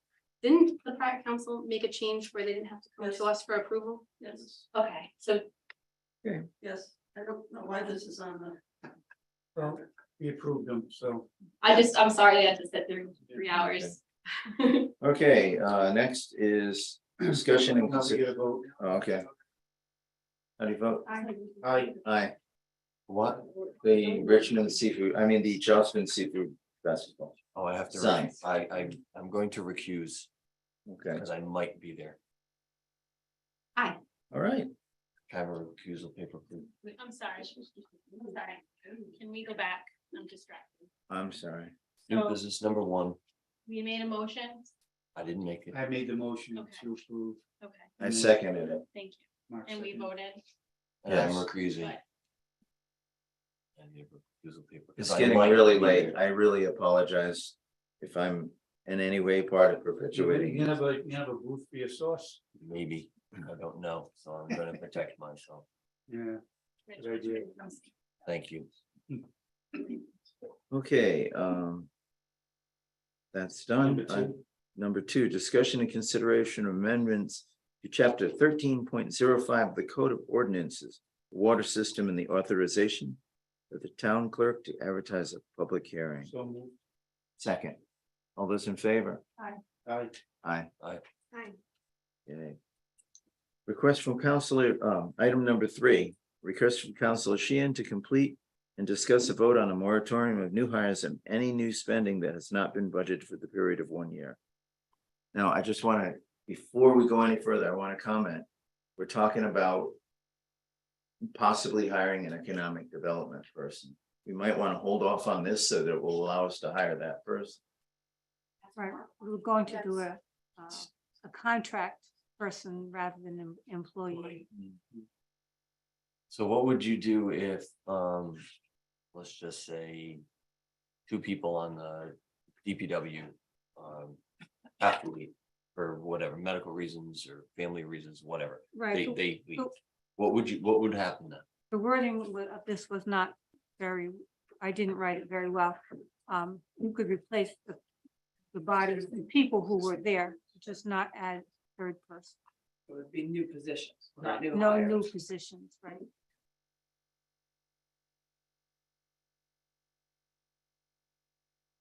Okay, so you're making that We're motion? making a motion that we have no new positions for a period of 1 year. I'm controlled by the budget that you just approved. That's where the personnel money comes from. Well, this First would be, you then- approve this the would be, budget, this would and be it has double positions. protection then. And then you approve individual hires also. So you don't really need to do this because you've already got 2 ways that you can control that. Well, I'd rather say no in advance than have them here and then have to say no. My thoughts are the same as the last meeting on it. Well, I don't know what. You Well, seconding it's just that? that I don't want to Yeah. restrict us. Now that we have a second from Councilor Carl Santi, we can discuss it. And I feel that we'd be unnecessarily tying our hands. We already have 2 modes of control. We don't need a third. It would just be that. If we had some urgent need, it would be just that much harder to, I think it's unnecessary. I'm not saying that we don't need it. I'm saying, I feel it's unnecessary. But with that being said, if there's no further comment, we'll put it to a vote. Aye. Nay. No, No, Next is a request from Councilor Sheehan for discussion and request of every department to look at creative ways to save money. I think about the Public Works Department. They seem to be very creative in saving money. They've been doing some of their own paving. They put a new roof on the transfer station. They expanded the. They built this. They Yeah, built that. Yes, yep. they did. And now they have somebody who does cleaning. So they keep their people busy when the snow is flowing or, but when there's other time, they are doing other jobs. Yes, they are. So I think it's very commendable. And there are lots of little ways that can add up. Like I was looking at there are lots of like memberships that people have, professional membership. You see that in the budget. And maybe people could look at, do they need to belong to all of those organizations? Ask Sean, he belongs to some. I know. He uses them I saw on a regular basis. Well, I guess the question is. Please don't ask me to lose my AICP credential. I don't want to lose that. No, but when I look at the list of how many meetings you go to in a month, I think Wow, that's hard to do your job when you finish all those meetings. So I just know in my earlier days, I used to belong to all kinds of professional organizations. I wore myself out and cost myself a lot of money. So I just would like people to think about, you know, are there ways that maybe don't cost a fortune, but if that saved us $150 and you had an extra hour a week that you weren't at a meeting. Not just In that, I this mean, case, it's a credential. It's Professional credential. He needs that credential to be our planner. Okay, So, and I think, I'm not saying. no, but I'm not saying a lot of those memberships, that's the case. Same thing with Erin, right? She is a certified municipal clerk, and Yep. so if she has a membership, that's what allows her to be a clerk. I don't think we have a lot of. Honestly, you're right about DPW. They do a great job. Yeah. Can I throw something out there? All right, I was once the clinical engineering manager for the Caritas Hospital System, 5 hospitals. 27 technicians, 5 engineers. And I came up with a program where we took a percentage of money and we gave out bonuses. If someone saved $10,000, they get $100. I mean, it might not seem like much, but somebody's going to try a little bit harder to try save $10,000 if they're going to get $100 and so on. So if we took some opera money, if we have any left, and we set it aside for bonuses to pay out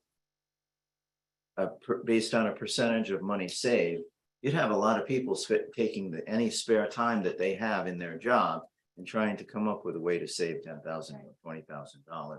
Just my 2 cents. If we came up, I'm just using that. That was a fairly small bonus, but you would be amazed. We had over $200,000 savings with that program.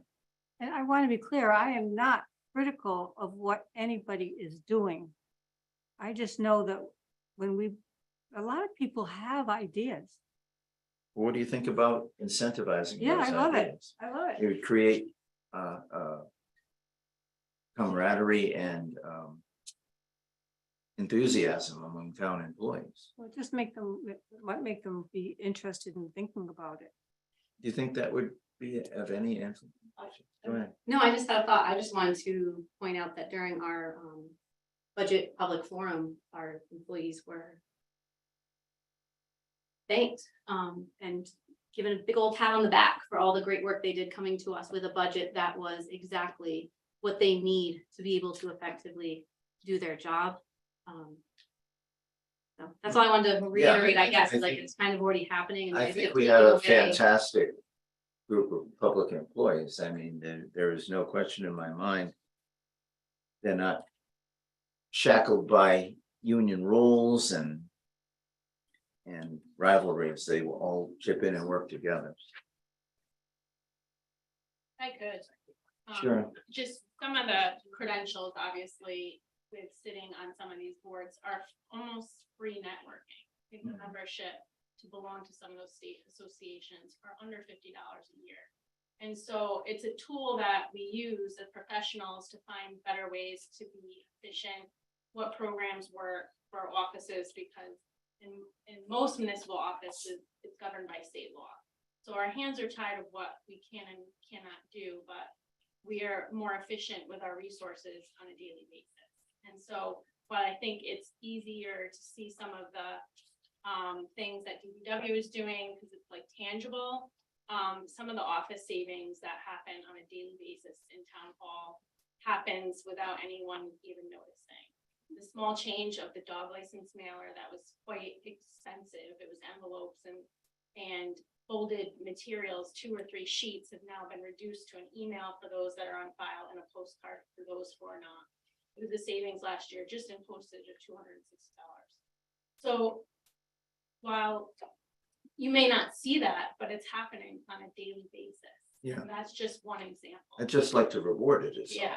In some cases, it's gonna be hard to measure though, right? I mean, Correct, yeah. until you knew how many people came in person versus how many people did it online, like it's. my assistant created an in-house business license tracking sheet, so we could be more efficient on getting our businesses through the approval process. Which that right off the top, I mean, I think that would be a savings if we had a vendor come in for 25,000 to provide the same exact Right. computer program. And we created that in-house at no additional cost. So I just, Who was it? Let's take her out to lunch. Kendra created Good that, for and her. she's only been here a year, and so I think I that know a good restaurant. a lot of us are doing that on a daily basis, and so I just hope that maybe we can see that. And I think it shows with coming forward with a 0% operate. Thank you for bringing it up. Any further thoughts? No. Again, I just want to reiterate that I was not being critical of anybody, just asking people to look around, and see if there are anything that could be done differently, and you obviously are doing those things. All right. And we move on to communications, petitions, proclamations, and resolution. Motion to file. Second, All those in favor? Aye. Aye. Motion to approve. second. All those in favor? Aye. All right. Did not mean that. Didn't want to end on it. I'll give them one.